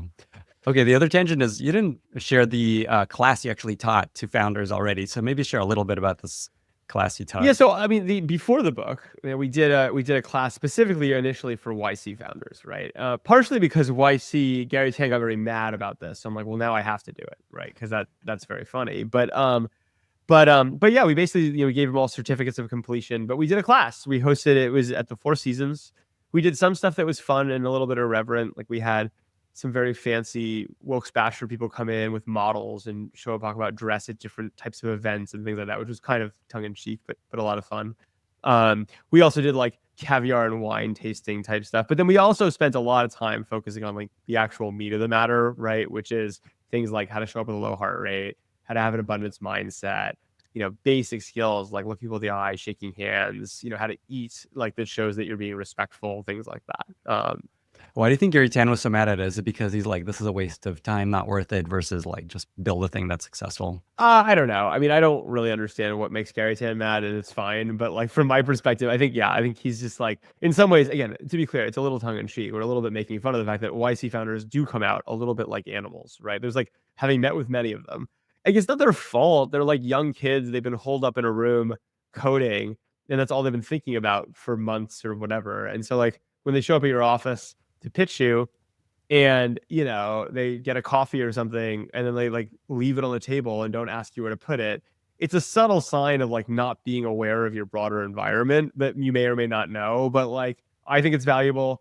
Maybe they're like, this is the wrong thing to focus on. I just think it's funny as much as anything else. I love it. Okay, so on the hygiene thing, is there anything else? I think the hygiene stuff, I mean, you should get the book. I think it's like fairly obvious hygiene stuff. Like, don't be covered in schmutz. You know what I mean? Like, show respect. Try to anticipate how the room is going to be dressed, and like don't massively overdress or underdress. It's like if you show up to a business casual thing in a tuxedo, you're kind of trying to stand out. Don't be memorable from that perspective, but you also don't want to be memorable in the other direction. It's like, wow, that person like really has no respect for the room. This actually, you're getting into the next category, which is dress, which I'm excited about. Yeah, I mean, dress. Like, look, I gotta say again, in terms of know the rules but don't always follow them. When my first job out of college, I was an associate at Bain & Company, right? This is like a consulting firm. And there was like a business casual. And I kind of came up with the snarky realization that there was a minimum dress code, but there wasn't a maximum dress code. So I started in the office as somewhat of a mini rebellion in the consulting firm, what we called Tuxedo Tuesdays, where all the associates would wear tuxedos to work, which then meant we didn't have to go to the client meetings because they would never take us to client meetings in tuxedos. So it was like again, the rules to break them. It was fun. But I do think from a dress perspective, again, I think the real thing is like, look put together, look like you cared, look like you made some effort, but you don't overdo it is basically the upshot of the most simple way to dress. Unless you're trying to very intentionally break a rule, right? Which maybe you are, but I think you should do that with a lot of cultural understanding. Let's put it that way. So here's a couple tips that I love. So one is just dress one level up as a really simple tip. It's an easy way to win. Not 2, not 3, but 1. And oftentimes you can like reduce that. Like if you have a suit on, you can like take off the jacket and you're a little less formal. Yeah, 100%. And then you talk about fit of the item versus the brand. 100%. Like at the end of the day, fit is everything, right? I say this again, you guys, all your listeners have to understand. Part of my joy at doing this is there is some level of hypocrisy in it, right? Because which is great. Like you got to have a little bit of that in your life in terms of how I myself behave sometimes. But look, in the end of the day, like a well-fitting $20 shirt is way better than a misfitting $500 shirt, right? And candidly, like it's the same thing. It's like if you're a startup founder, you do want to kind of dress to the level of the room, but you kind of shouldn't show up in like you shouldn't have a Rolex. Right, it's like very classless, if that makes sense, to like show up as a startup founder with a Rolex, right? It's just not. Again, it goes back to heart rates, trying too hard. You're not going to trick anyone, right? Is the upshot, right? Yeah, the fit of our brand and just expensiveness of the item is such a big one that I think people don't realize. Just like it could be a pretty cheap thing that if you get tailored in some small way, it just looks so much better, even if it's not the highest quality item. 100%. I mean, again, I would put differently. Think about the average person, not every person in the world, but the average person in the world can look at a suit and be like, intuitively, that seems like it fits the person or doesn't. Yeah. Most people can have no idea what things cost, right? Like if you said like, you know what I mean? Like it's just not. And like, so in some ways it's this weird thing where it's like, if you show up in a super misfitting, but very expensive item. You're like, what signal are you sending? It's like, well, you're not very aware, right? Culturally, you're not like matching the room. You're not showing a lot of sensitivity like to the situation, what people actually can prioritize. And it's like, are you trying to impress me because you have a fancy outfit? Like, what are we talking about? One other tip you have is if you're not sure the level of dress, just ask. Yeah, this is a big thing in general, which is I think people are afraid to ask in all sorts of situations, down to like, which forks should I use? Or what's the expect? Like, it is absolutely fine to ask. In fact, if anything, it shows a level of confidence and calm and humility to ask if you don't know, right? So I actually think this is a great example. There's absolutely nothing wrong with asking about dress, about etiquette, about expectations. Again, it goes back to this whole give to get. If you get someone on the phone and you ask them 100 questions about etiquette, at a certain point, you're like, that's not a game of ping pong. Like, you're not getting, but like, it's totally fine to call and be like, hey, like, what's this going to look like? And by the way, it's important because in New York versus San Francisco, there's different expectations. Like, people do things differently. And like, your job, you're not expected to know every nuance of every culture you might enter. So maybe as a final question in dress, do you have any tips for dressing well? I know this is a big question that a professional spend time teaching and charging for. I really, I think the answer is find someone in your universe who you think dresses well. And again, ask them for help and like what makes sense, if that makes, from that perspective. Again, the well-tailored, great. That makes a lot of sense. The like basics, I can say, yeah, like have jeans that are clean, right? And like fit you, things like that. But again, when my wife listens to this podcast episode and hears me being asked about specifics of dress, she's gonna be chuckling. Great. That's a win. Okay, let's talk about dining. Give us some advice for etiquette during dining. Tip well, right? Don't not tip. Don't tip badly. Don't be super stingy about, okay, who ordered the flambe? Like split bills evenly, make things easy for waiters. In general, it's don't order the most expensive thing on the menu. Does it really matter? Especially to like an investor, do they really care? No, they don't really care, but they do notice. And you're like, you're the type of person that like is truly insensitive to what things cost, even if it doesn't actually matter, right? And so I think there are things like that. Same with wine, and then I think, look, in the terms of asking, ideally, don't order first, right? Because I think if you see how someone like, are we doing starters? How long is this meal going to be? Like, there's a lot of times in dining situations you don't know, and the more you let someone else set the tone and then match that tone, the better. Like, you kind of want to go middle of the pack to last, if that makes sense. So this is in the situation if someone takes you out to dinner, like it's a VC, another family, like someone or invites a partner you to dinner or whatever it is. Yeah. Awesome. And look, I think I would say is like, in terms of this, which I always think is important, is like, look, within reason, always offer to pay. Now, you should be turned down, right? If you go out with a VC, right, and you're like, you put a card down, 99% of the time they'll be like, I got this, like, please, like, don't worry about it, right? And like, that's the right vibe on it. You do not need to do this if it's a $10,000 dinner, if they've ordered a super expensive bottle of wine. Like, there are limits to this, right? But if you go out to a normal dinner in a normal situation, you don't offer to split it, you just offer to pay for it, right? And then, you should be declined on that. But there is a little bit of a risk there because someone might not decline you and then you kind of are on the hook for it. But that is, I think, the polite thing and the polite way to approach it. What if they're just like a billionaire? I just had dinner with like a very successful VC and I did not feel like offering to pay made sense. Would you still?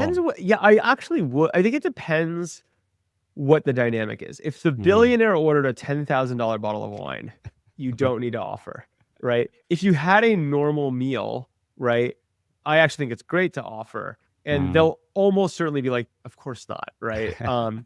But I will say, I'll tell you a funny story, which is like when you go out with dinner to really fancy people, right? Or like someone who's like, there are two interesting dynamics. One is it's actually, I think, especially nice to offer and even sometimes pay, because the reality is, if you think about it, they obviously don't care about the money, but no one does that, right? Like, they're like, well, clearly you should pay. And so the more you're like, oh no, I'm treating us like this is a conversation in equals, and like I'd love to offer or just pay as big.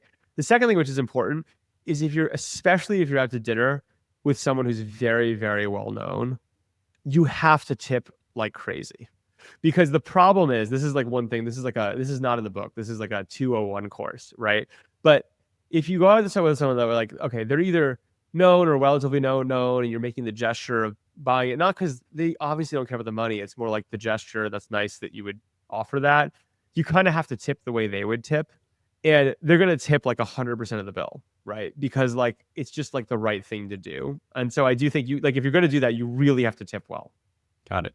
Speaking of tipping, my God, I hate tipping so much as a concept. Like, obviously people deserve to be paid well, and I love that, they make more money, but it's just so convoluted and just like, what the hell do I do? I Just never tip know. a lot. Tip a lot. Okay. Just tip a lot. Like, I think 20% is the minimum. Like, if you're out in like a situation, I think you kind of want to tip, in my mind, to the level of no one you're effectively paying for would bat an eye that you're being stingy, is the way I would think about it. 20% feels like the minimum. 30% sometimes, like more, seems a little bit silly, but it's not. It is a squirrely topic, and I don't. Again, let me put it this way. I don't think you want your tip to be memorable, is almost a way to put it. Like, this is not a thing to focus on. When the person that you're out to dinner with thinks back on the dinner a month later, they want to think about the content of the conversation or what the ideas were or the business opportunity. They want to think about, oh my God, that guy tipped an incredible amount. What was that? And by the way, I have stories in my own life where like I've been out with people and they've tipped like so much that like a decade later I remember it. And I'm like, that's fine. They can afford it. It's like cool that they did that for the server. But honestly, the only thing I remember for the night is how much the person tips. So you're okay. But I think if you're like extremely rich, you do it. Don't even tell anyone, basically, but feel free to do it, obviously. Sure. Yeah. I mean, you know what? The tip is not a point. The tip is like everyone should feel good about it, right? Like, and like, again, it's about, again, putting people in a sense of ease and comfort. And you might not like it and it might not be fair in the world, but people are like, everyone's being taken care of. I can be relaxed about this, is kind of what you're going for. I recommend your next book after this Femikit edition is a tipping guide. A tipping guide. Well, you know what would be funny is like there's a great episode of Seinfeld that's all about the tipping calculator. I don't know if you're a Seinfeld guy. I love Seinfeld. I don't remember There's a that. great tipping episode. I feel like you could honestly like have a very funny like modern LLM app that is only about tipping. Like imagine like a tipping app for that. where it's like Yes. it's like instead of a tipping calculator, you take a picture of the bill, it geolocates where you are, you kind of give it, you're like, this is the situation, and it's like it just tells you what to tip. Well, what like the tip, like a restaurant's one thing, but then it's like the garbage person, a gardener, especially this stalls time, end of year, like what at the end of year, like exactly. I think no one knows how to tip anymore. It's so like some guy that like installs the shades in our house. Do I? I don't think you tip that person. I actually, do you tip that person? No, I did not, because we already paid a bunch of money for this thing. Yeah, I feel like that is weird. Maybe? I wouldn't tip people like that. Yeah, that's why we need this book. It's gonna be a huge hit. Well, I mean, we could fund it. You want to fund it with me? We should fund an app. Talk about YC companies. If someone pitched me in terms of funny but real, if someone pitched me the 2026 AI-driven tipping calculator, which gives the social situation and the details and all the things, and it's like, this is how much to tip, that is hilarious and probably quite useful. And probably not venture scale, but I don't care. You know what? It's 2026. It might be. Everyone has the problem. Everyone globally has the same problem, which is tipping. Yeah, just the tokens cost of that. It actually reminds me, I'm reading one of my sons right now, the third book of Hitchhiker's Guide to the Galaxy. Mm-hmm. And I don't know if you've read this series. It's important stuff. Do you remember about Bristow-Mathix? No. So basically the idea is that after the improbability drive, the way they're able to move across the universe very quickly is the most complicated math in the universe, which is the math of your bill at a restaurant. So I think we're on to something. It's in science fiction. Oh, man. One other tip that I just thought of is around dining is you have this tip about sommeliers. Give them a sip of your wine if you order something. If you order something nice, I'll be very clear again in terms of I don't order a very nice wine. Yeah. No sommelier really cares what I'm drinking. But if you are doing that or you're into it, which is great, again, like think about being generous, right? If they're like, oh, I would love to taste that, like, let them have a taste. It's great. I love that. I would love to do that. That sounds really nice. Yeah. Yeah. Okay. And one other tip here I wrote down, B for bread, D for drinks. Explain that. Oh, BD. You just got to look at your hands, right? B's and D's for which was your bread plate, right? Is kind of the way to think about it. And look, people get this wrong all the time. You sit down at a big table, right? And you're like, which is mine? And you're kind of waiting for someone to pick it up and kind of do the math. I'm like, okay, that's my bread. But that's the B and D is useful. Also, like, look, forks and knives, like just knowing what side they go on. Knowing one thing I always drives me nuts. That kind of is related is the knife blade goes in, right? People, when they put their knives down, right, the knife blade goes in because you don't want to like stab your partner next to you. But like, it was really funny. I had an entrepreneur. This is not yet a product, but people started sending me videos of them like dining or in situations and asked for feedback, right? And I recently had to give feedback to an entrepreneur who was like, you did a very nice job eating your soup. Good job. Your napkin should have been in your lap. And your knife is pointed the wrong way. Okay, napkin actually. Okay, so napkin and lap. Napkin and lap. Not in your not neck, like... not off to the side, napkin and lap. I saw someone once had a napkin on just one leg versus both legs. Any opinion there? I mean, I don't think you want your napkin placement to be memorable. That's kind of my biggest thing is like, these are not, the point about etiquette is that it gets you out of the way, right? It shouldn't be memorable. It's like the Kindle. You don't want to think about the technology. No, you just let the conversation flow. Yeah. Okay. Amazing. Okay. Speaking of conversation, small talk and humor, give us some tips. Here's the thing. Humor's great. I love humor. It can be overdone. And again, it shouldn't be the point of things. And also I'd say humor is quite conditional and subtle to the audience. So like in the room you're in. Dirty jokes, right? You don't want to tell a dirty joke in the wrong room. But I think the thing to think about humor is there's this interesting subtlety to why it's so useful in social settings, which is one, it kind of shows the ultimate mastery of a social situation. If you're able to tell a joke, which is right up to the line, or even pushes it one degree to show your own comfort in the space, right? It's the ultimate demonstration of comfort in a space is to tell a joke that's a little over the line or a little off color, but not too off color. It's like the ultimate thing. So like if you're really in it and like feeling good, using humor is great. You should not be remembered as only the comedian. And again, like the level of jokes that you're playing with is like a very subtle thing, right? So you don't want to tell a knock joke, right? When like with adults, right? But the off color sex joke that is hilarious, you got to be pretty confident before you tell it, right? In space. The last thing you want, like if you think about it, a joke that everyone laughs at is great. A joke that no one laughs at is it's like a huge risk maneuver. You failed, right? And like it's not the point. So it's a great tool. I love it. Like I think everyone should have their file of jokes. I do. I don't know about you, but like I have like a Evernote. It's not Evernote anymore. It's like a bear of like my favorite jokes, and they're loosely ranked and from least offensive to most offensive. Because like I forget the jokes, but like you kind of want to use humor sparingly and smartly. This is your next book. This list of jokes. List of jokes ranked by like social situation and like level of extremeness. Everyone's gonna be telling the same jokes. Oh man. Well, there is a funny joke about that, right? Which is the prisoners. I won't even tell it. There's a funny joke about people who know all the jokes. I'll leave it at that. I'll leave you hanging and wanting more for our next podcast conversation. Abundance. Okay. You also recommend self-deprecating make fun of yourself, joke. Not other people. Yeah. I mean, it's just like you can make fun of yourself as much as you want, right? Again, making fun of other people shows an incredible level of familiarity, right? And if you're there with your business partner and you're really feeling the vibe, and again, it can be quite effective, but the second it feels disparaging or people aren't on the same wavelength, it's a very high risk maneuver. Making fun of yourself is always fine. Here's a puzzle for you. What do OpenAI, Cursor, Perplexity, Vercel, Plaid, and hundreds of other winning companies have in common? The answer is they're all powered by today's sponsor, WorkOS.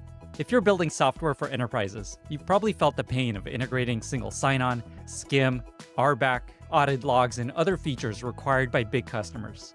WorkOS turns those deal blockers into drop-in APIs with a modern developer platform built specifically for B2B SaaS.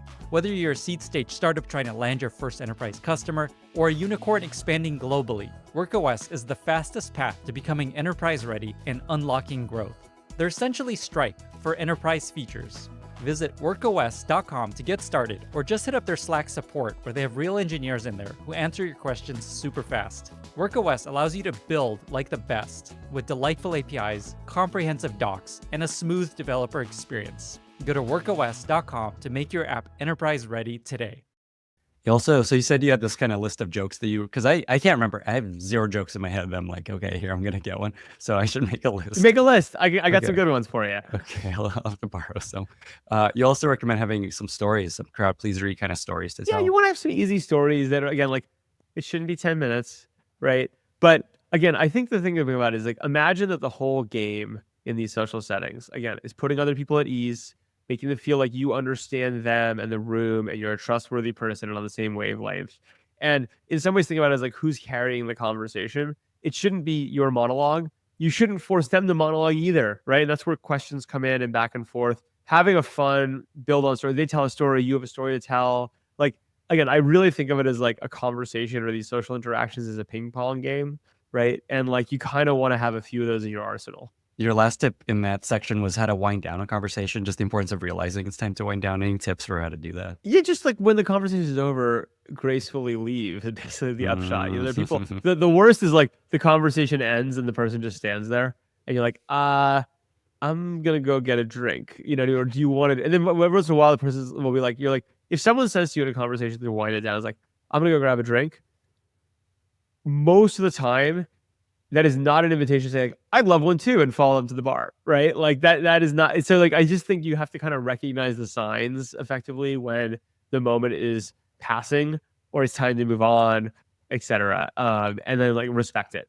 That's what I would say. I use that one all the time. Is there any other ways you find useful to wind down a conversation, just to get out of a conversation? Well, I think the other thing people do frequently, which again is totally fine if done respectfully, is bring someone else into the conversation, right? Like in some ways, like give them their next partner. You know, you're like, oh, like I've enjoyed this conversation. It's super cool. You know, by the way, have you met Steve? Let's go meet Steve. Go talk to Steve for a bit, right? And like, I'll pick you back up. And then like, okay, I'm gonna go say hi to my wife. You know, like there's ways to handle it. Again, like the key though is subtlety on these things, right? Like I think in all things, like you want to basically let people feel respected as much as anything else. So if you're too overt about it, right? You don't give them, even if everyone kind of knows what's going on, the key is to give them like plausible deniability to themselves and the community effectively that like, we've wound down this conversation. I mean, so you have to kind of look for the signs. Awesome. Okay. There's 4 more sections. The next one is scheduling etiquette. Give us some advice. Oh, well, like, I think I'd like to say that I'm fairly famous for hating Calendly. There was I think I'm not overstating it when saying there was a period where Calendly where I personally had driven most of their growth for the month. I got messages from the board because I went on this diatribe about how much I hate Calendly and how disrespectful it is. And apparently this was such an internet fervor. I got like millions of engagements that it meaningfully drove their month. So wow. they thanked me for it. No bad press. No bad press. No bad tweets. Yeah. So I think like, look, there's a few obvious ones. When you're make sure you have availability. You know, like if you ask someone to schedule with you, it's not always wrong to be like, here's my availability or here's a link, but like make it real. Like you have to give them real options. You know, the default, I really strongly believe the default should not be Calendly. The default in most situations, especially if you recognize the power hierarchy or the busyness hierarchy, if you're the less senior person, if you are the less busy person, you should let the other person tell you when they're free and then make it work on your end, right? Is what I would say. And it's fine if the first slot doesn't work, but one of the first 3 really needs to, right? So I think that like in some ways that it's important to kind of respect that. It's better to kind of ask what they can do and then move your schedule. If you really can't and you're going to use a scheduling agent or something, it just needs to actually have real options is basically, I think that comes up all the time. Look, rescheduling happens. When you do it, give notice as much as possible. Once you're asking for rescheduling, you need to be even more accepting of what the other person can do, right? I think is really important. Like if you're asking to reschedule, you basically within reason need to make it work for them, right? Is what I would say. And then look, I think like there's like obvious stuff that people should know but sometimes forget. Like time zones are really tricky. People screw them up all the time. Check. It's worth the extra check to make sure you're not both scheduling, you're getting the numbers right, but then also really importantly, scheduling at like reasonable times. Like sometimes people are like, I want to meet at this time. You're like, you're on EST, that's like 4 a.m. for me, right? And so like I think being respectful of that and just asking, I think is super important. It's not rocket science, it's important. Last point I make, which we make in the book, is like you really need to respect EAs and PAs and the whole people. Like this is the number one way to look extremely classless is to not respect people who are helping the other person, right? Like this is like the number one thing. Now you don't need to be so over the top, exuberant. Like you don't want to overdo it, but there should be this deep well of like respect for anyone who's helping you, whether that's a server or a PA or an EA or whatever. This needs to come with an extra gesture of respect. That means saying thank you when they schedule and like following up with them and things like that. I'll tell a story. When we were selling our company to Airbnb, we had this guy helping us sell the company, and he made it a big point to build a good relationship with the EA and office manager at Airbnb, because if they like you, it helps. It helps lubricate the thing. The general story of like make the gatekeepers happy and like you is true, but I do think there are ways to overdo that for what it's worth. It becomes almost too transactional.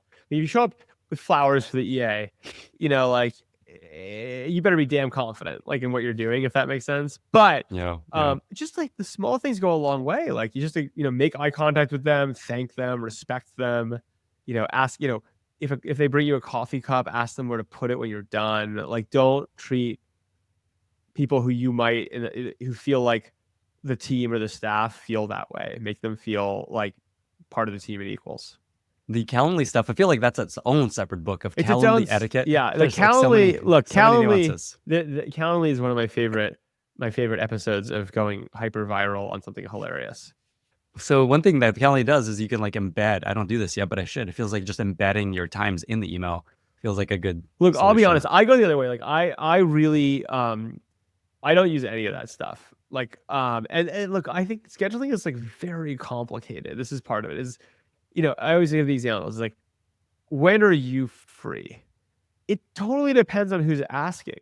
If Barack Obama, or I don't know, I won't say Donald Trump, someone wants to meet with me and it's like 4 a.m. my time, right? Or like I'm totally booked on doing something really important. You know what? I'm gonna make it work, right? And like, so I do think like I'm actually kind of against the like flat hierarchy, all meetings are the same. That does mean, honestly, I think you probably knock me is like, my bet is that my calendar moves more than most people's, and I'm sure that feels disrespectful to some, and it is. Like, I want to be really clear, but it's also the reality of trying to balance these things. The other flaw with Calendly, I've realized, someone once figured out my Calendly URL and just booked a meeting with me, like a founder wanting to pitch me, and then I was like, it was on my calendar. I'm like, the funny one I've had is there are people whose names are very similar to other people I know. And every once in a while, I've ended up like accepting a cold meeting and showing up and be like, you are not the person I expected, because it's like, I was like, oh, your name is off by 1 letter. Yeah. That's cool. That's not a thing to call out, by the way, from an etiquette perspective. Once you're committed to the meeting, you're doing the meeting, even if it's the wrong person. Oh man. Okay. Well, one last question with Calendly. Something I try to do, I'm curious to get your take, is like, okay, someone want like I'm meeting with a founder, and the way I approach it is like, okay, do you have a Calendly or something I could use to book a meeting with you? If not, in parentheses, here's my Calendly in case that might make it easier. Yeah, I think that's perfectly fine, right? In terms of the way to do it. I just think, again, the key is to make it easy for the person you're trying to do business with, right? And not make them feel like they have to do the work if they don't want to. No, you do the work. Like basically, you're asking for something, you do the work is the upshot. Okay, sweet. Moving on to the next topic, communication. Don't use emojis. Try to proofread your stuff. Get to the point quickly. Assume the person you're reading is busy. Like, again, I think these are all the types of things that, like, none of this is rocket science from my perspective.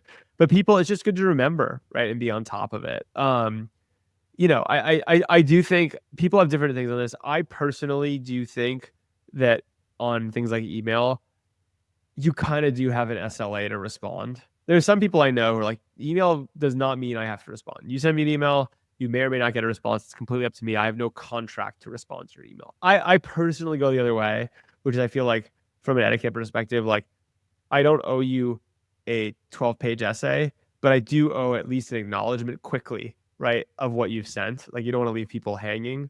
But again, I just think it's like, if you write an email, imagine you're receiving it. How does it feel, right? Does it feel like you're asking a ton of the person you send it to? If you send them 10 paragraphs, it's annoying, right? You're like, okay, I have to read all this. When am I going to find time? Like, this is like, you're asking a lot. It's kind of like a monologue in a conversation. You just said, I'm going to spend 10 minutes talking at you, right? And so I do think keeping it short and to the point, not being silly, not using emoji, trying to make it readable. Like, these are all important things. Say more about the emoji piece. Like, is your advice just no emojis if it's a business? I think emoji from my perspective is it's like quite a step of familiarity, if that makes sense. If you, from a business context, look, if someone sends you a smiley face, you can respond with it. Like, you can kind of like match. Again, it goes back to this matching vocabulary and language. Like, I'm not saying you should be totally cut and dry, but it's kind of, I would say emojis almost feel like jokes to me, which is like, tell them at your own risk, and they're probably not worth it, Awesome. Okay. I do use emojis. I use like the thank you hands one a lot. And look, I think text is different. I think people might have slightly different takes on this. And so I wouldn't say anything I'm saying here is dogmatic, but I'm just saying that, like, again, emojis are not highly legible to most people. They can mean lots of different things. They usually have cultural connotation to them. And like, I would say that like they're kind of harder to read than just a well-worded, simple, to the point email. And I think you just want to come across as like a literate, to the point, simple, clear person. And emoji sometimes kind of implies use AI to generate this thing, because ChatGPT loves emojis. Totally. I'd also say, like, look, I mean, there's a whole, you want to get spicy for a second. Yes. I don't know how I feel about people who have like invested too much in their emojis, right? So you get people who have like changed the colors of their emojis from the default or whatever. I'm not saying not to do it. I'm just saying it's quite a statement, is my view, that you've invested in your emoji pack, or like using special emojis people haven't seen before, or like, it's like, again, it's a subtlety, and you got to understand the room and like the culture and like what you're responding to. But I do think that people read more into that than people want to be read into it. You know what's crazy now? I don't know if you've seen this. You can like create your own emojis now in iOS, and emojis or so. It's like a whole new world. You just infinite and again, emojis. it's like, if you choose to use those, you are going way out on a limb, right? Mm-hmm. That people are going to be receptive to that and not be like, this is a person who spent a lot of their time customizing their emoji pack when they probably should be doing something more interesting. They should be finding product market fit. Yeah, or learning etiquette. The other tip you had that I love, which is think about the order of the emails when you're emailing somebody. Yeah, I do think you kind of want to think about, there is a connotation to who you send it to and who you CC, and the order in which people. Now I don't want to like overstate this, but put differently, it's like, if you're sending an email and the first person on the email is the assistant and the fourth person on the email is the CEO, you've probably done it wrong. And because the implication there is who you think is most important comes first. Like, who's first to who mind? Are you really sending this to? You know what I mean? Is almost the way I think, and like who's kind of included. So like, if I look at an email and I'm the first person in the two, right?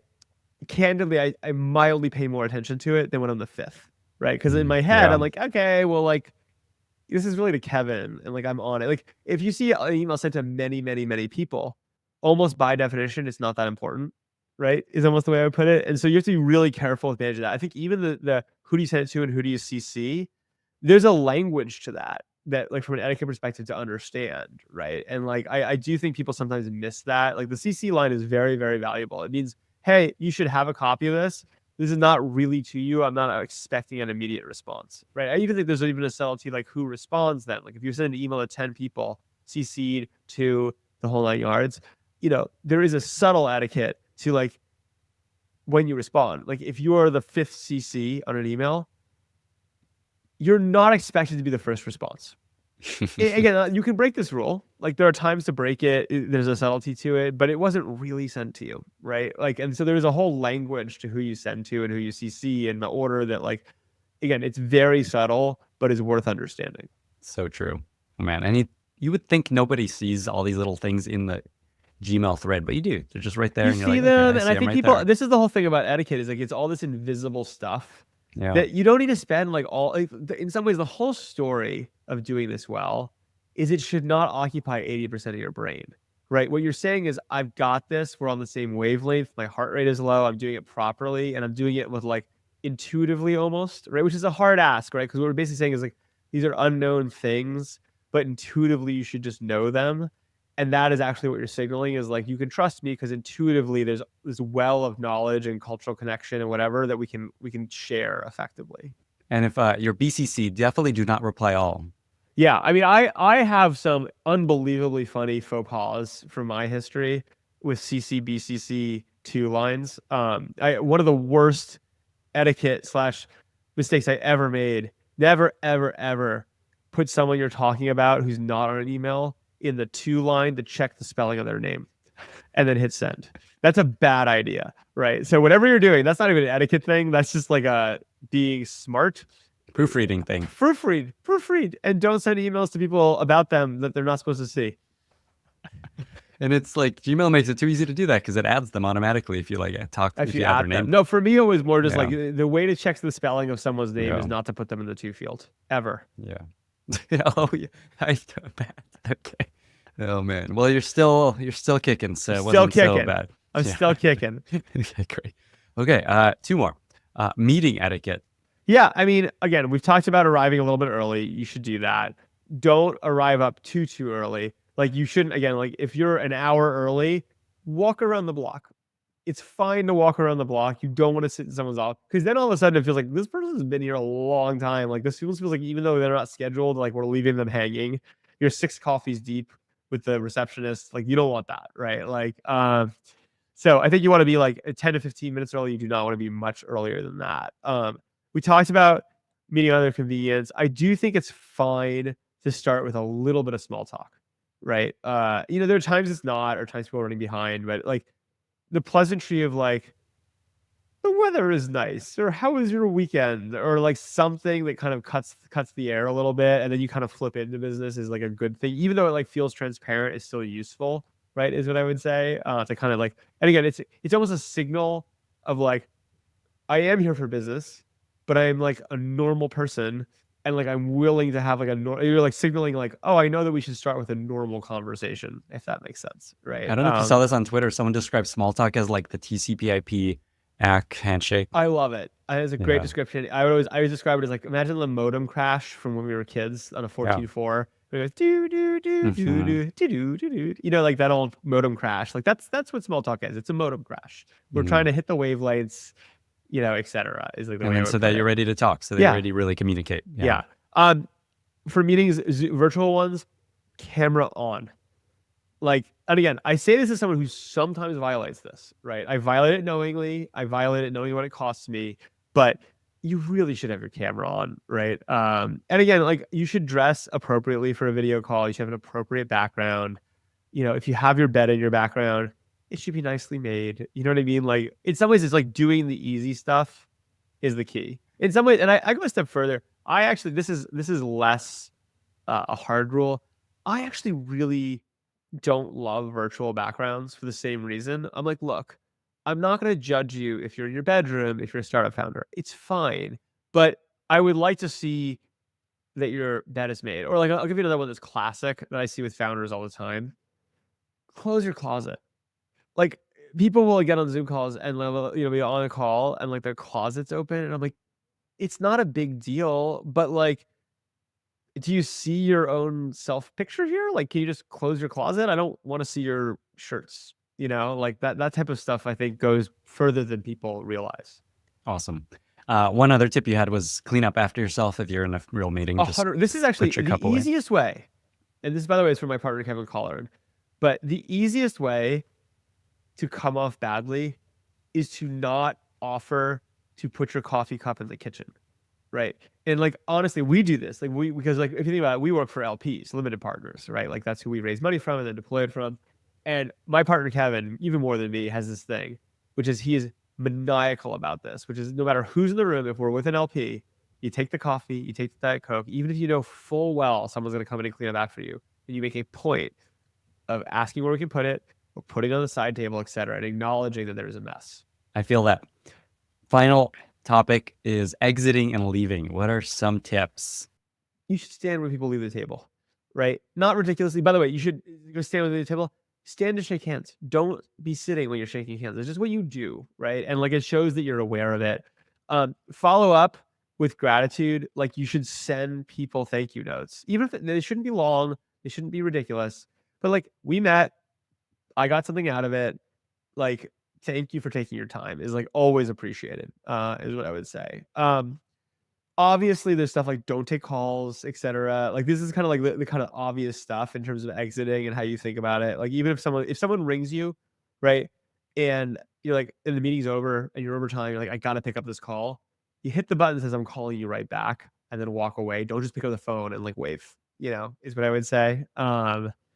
Yeah, and I think like there's stuff like that that I would just keep in mind. You also had like, don't make a production of your exiting. Just exit. Leave. You know? Yeah. I Don't mean, be again, like I don't everyone. like, yes, I think that's really true. I mean, there's even a point to like, there are lots of scenarios where I think an Irish goodbye is the best goodbye, where you just kind of disappear. Like any large group setting, I think is great.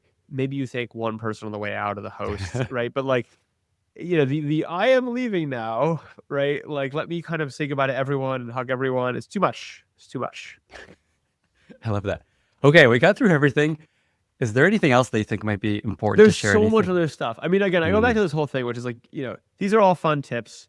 I love the cartoons. We iterated them a bunch. We have more to do. Like, we're having a lot of fun with this, and I think it is providing a lot of value to people, which is great. Like, that's kind of my goal, is to both have fun and actually provide value and help people.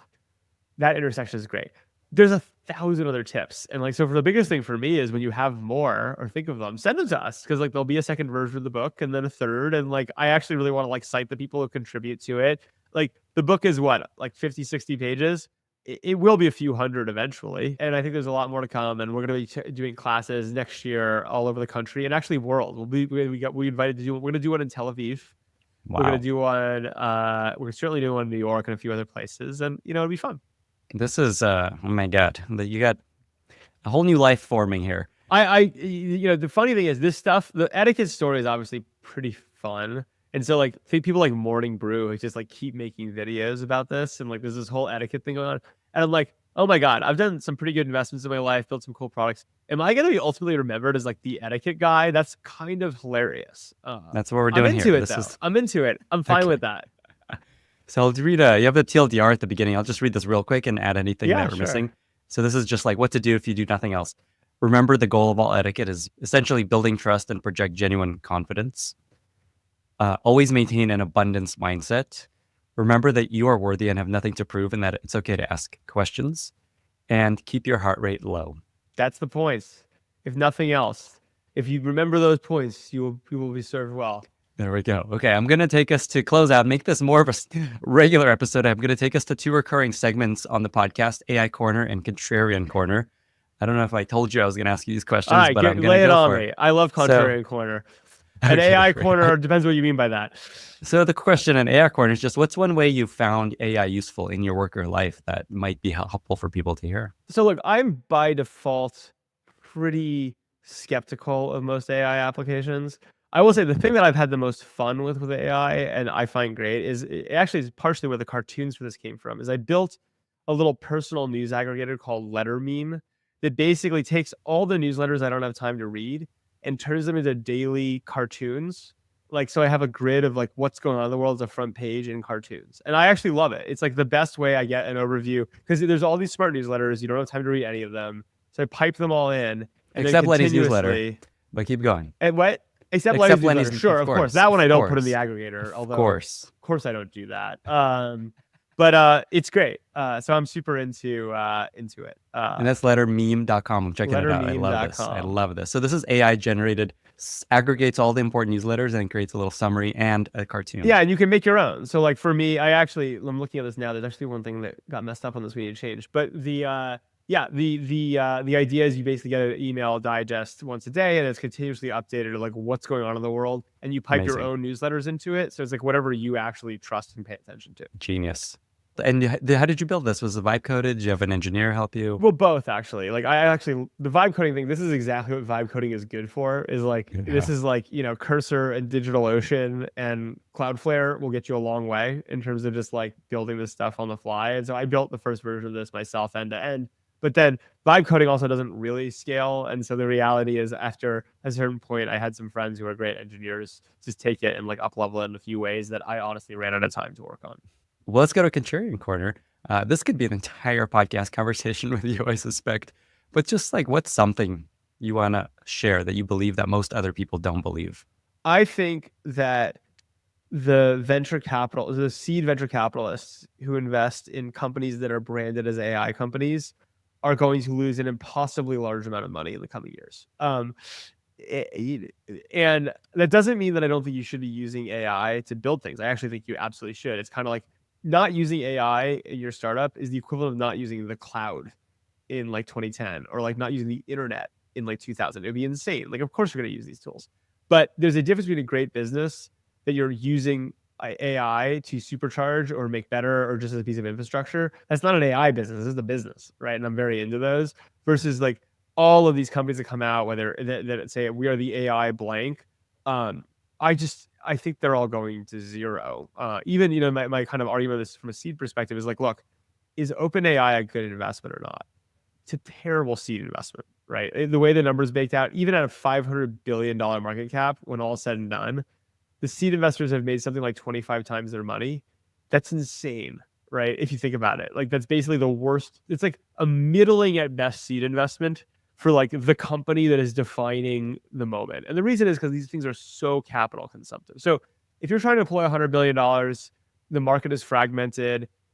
People want to dream a dream. People like want religion. They want belief. Like there's a bunch of reasons why you can like squint and justify it. You know what? If the storytelling of Elon allows SpaceX, which by the way I love, I think SpaceX is an awesome company, but if all of a sudden that actually can be worth $1.4 trillion to the public market, guess what? The money plowers are going to do great with all this narrative-driven religion, is what I would put it. But if you're a disciplined seed investor, I guess my contrarian take would be run away from things that are AI companies. Because even if you look smart for the moment, you're playing a dangerous game of get out before the narrative collapses. Wow, I love this. Okay, I want to follow this thread a little bit. So you're saying because of the dilution that goes along with these companies? Reasons. It's like they're too capital. If they work, they're too capital intensive. Like seed investing does not work in highly capital intensive businesses. So like that's not going to happen.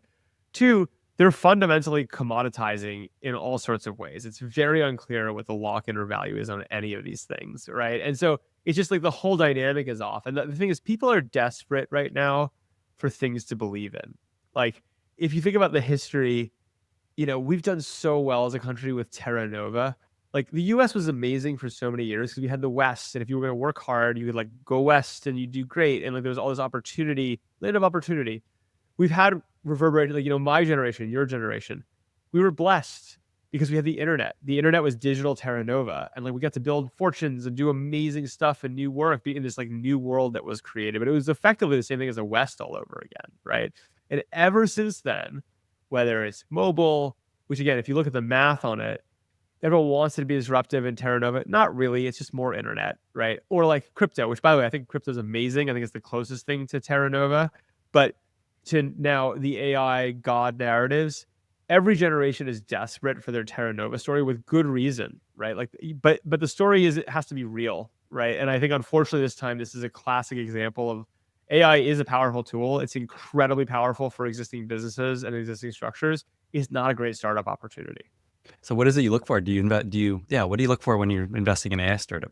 Well, again, I won't invest in things that I would consider an AI startup. I'll invest in things that use AI, right? Yeah, for me, I think I'm really interested in the cultural implications of AI or the new businesses that need to exist because it is a force in the world. So we've done a lot, whether it's Sublime Security or Outtake, things like that are basically all around the theme of the Voight-Kampff test from Great Blade Runner, which was the test they basically ran to the, are you a real or are you a bot, right? Like that's a huge problem. The turtle on their back? Yeah, it's like there's a whole like set of companies that are like implications of AI and how do you manage it and handle it as a society. I think there's a lot to do there. And there's a lot to do in cultural shifts from AI, right?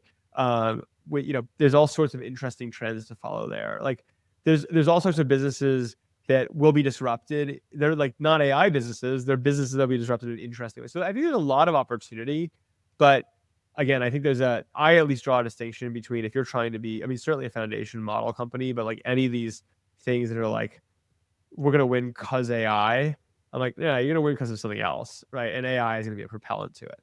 Sam, you're a fascinating human. I feel like we could talk for hours. Is there anything, before we get to our very exciting lightning round, anything else you wanted to look, I'm happy share? to be here. Like, I love your work. It's good to be on your Appreciate it. podcast. Happy to bullshit whenever. But no, we're good. Okay, well, with that, we've reached our very exciting lightning round. I've got Okay. 5 questions for you. 5 questions. I'm ready. 5 questions. What are 2 or 3 books that you find yourself recommending most to other people? Ooh, okay. So let me pull up my list because I got to pull up my Kindle for this. Sweet. One is I'm reading right now. I got to admit, I like to make fun of Mark Andreessen a lot, but he recommended a book called The Ancient City, which is fascinating. And so I'm in the middle of that right now. I'm really enjoying it. Man's Search for Meaning is great. I'm just going through. What have I read recently? You know, it's great. Area 51, An Uncensored History of the Top Secret Military Base. Not very erudite. Great book. And then I honestly think the one serious one I'll make a recommendation on is Lessons from History is like one of my favorite books ever. I would really, really, really recommend it. It's a short read, but Lessons from History by Alan Durant is like probably the most approachable, non-obvious book I love. I did that one on Audible, and you can just listen to it all, like not like in a It's couple a short hours. read. It's not a long book. I honestly think from A a few hours. hours of investment Yeah. to intellectual return. Yeah. My one real answer right now would be that. I could give you 1,000 others from, there are things like The Banana King. Have you heard this one? Have you seen No. this one? Oh my God, this is so good. What's it called? It's The Fish That Ate the Whale. Incredible book. So is The Last Kings of Shanghai, if you know that one. Like, these are all like amazing books, but they're longer and they're more stories. Just everyone on the podcast should go read Will Durant. Okay, I love it. Favorite recent movie or TV show that you've really enjoyed? I gotta say, I mean, I think Landman is fabulous. Have you watched Landman? Yeah. I've been I think watching it's the latest great. episodes. Yeah. I'm like really into it. That would be my most recent take. What's interesting about that show is now tech companies are all super into energy and Well, I'll tell you a funny story, which I talked to a founder who's in Midland, Texas, and it was just kind of part of the show.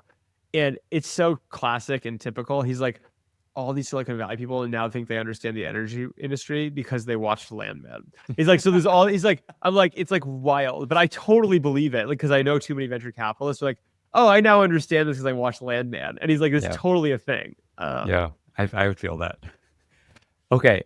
Favorite product that you recently discovered that you love? Could be like a gadget, could be an app, could be clothing. I'll pitch people on, this is a little self-serving, but I will pitch people on June date. So, okay, I actually don't use this product because I'm happily married, but this is cool. And here's the basic idea is if you think about so much of AI right now, this goes back to like what businesses do you overhaul that are interesting, that have AI implications, but are not AI. So everyone's got this like old virtual girlfriend, loneliness, you're going to chat with your friend, like whatever, fine. These guys came out and what they do, they're like, look, if we're really trying to match up humans, like call it Tinder 2.0, one of the best sources of information to do that is their ChatGPT histories. So this app is kind of built around the premise of distilling, you ask ChatGPT a structured prompt that they've designed. It pulls out an unbelievably good profile of who you are.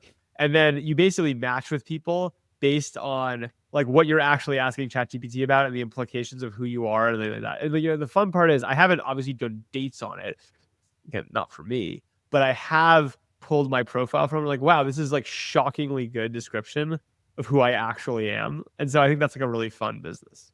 It's like that prompt that the ChatGPT folks once had of just like visualize my space based on everything you know about me, and it was like, holy moly, it's like you know a lot. It's pretty good. And so in this dating app, I love this idea. It's so good. So do people read that? Are they able to see that as your profile, or it's like private? It's a little abstracted from that, and like this, but it's like the matching and the core thing is like based on it, and it's like again, I was just like, wow, like this is good, like. And it goes on dates for you. Okay, so it's like it simulates what a date might be like between you two potentially. I guess. Yeah. Your AI goes on dates for you, receives one high match, each one carefully selected. Wow, it's so fun. It's good. I get it. If you're single, world. I tried with my newsletter at one point. I was like, oh, honestly, the people who read my newsletter are pretty weird and specific. And so, hey, why don't I just like offer a matchmaking service where I'm like, okay, if you read my newsletter, really, you're here, tell me who you are. I will like build a little LLM and try to match with people. Didn't work for me because candidly, you know what happened? Way too many qualified women. and not enough men. I just don't have the liquidity. Like I have 100 great women who wrote in being like, hey, this is what I'm looking for. This is who I am. And you're like, you were an amazing person. And then like the 4 guys who write in are like, I want a 25-year-old hot girlfriend. You're like, this is not going to work. But June date might have the liquidity to make it work. By the way, your newsletter is awesome. Tell people where to find it while we're on that topic. You really actually can't. Like, I just kind of like, there's no way to sign up for it.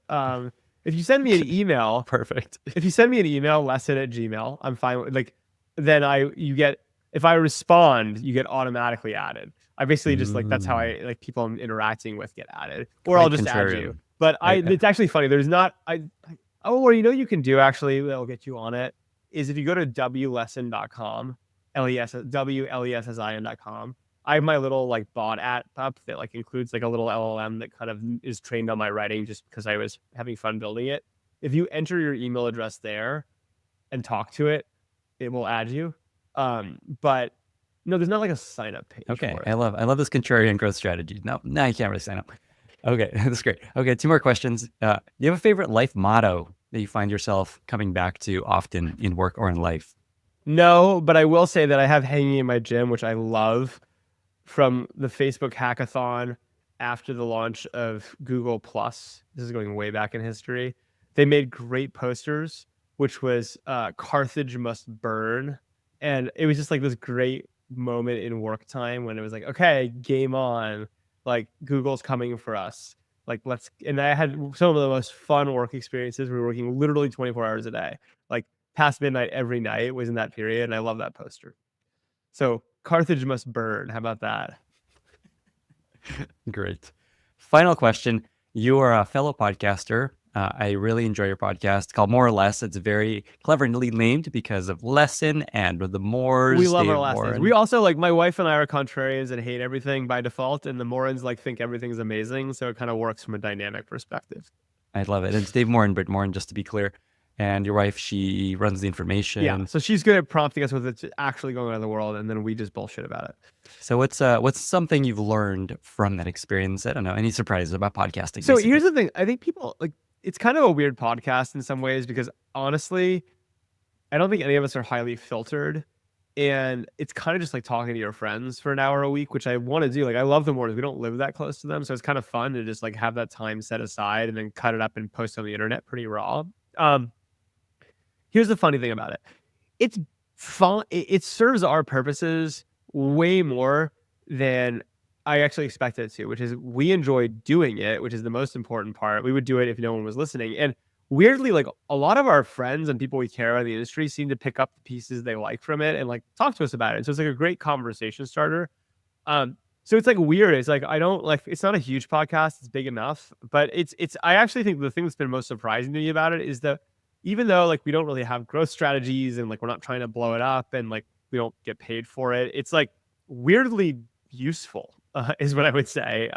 Even the fact that it's like, I don't know. I'm not sure if that's your experience too, but like, and I think your podcast is probably much larger than ours, but it's like weirdly listened to and useful by the people that like we care about, and it's fun, despite the fact that, it's not like it's not all in or something.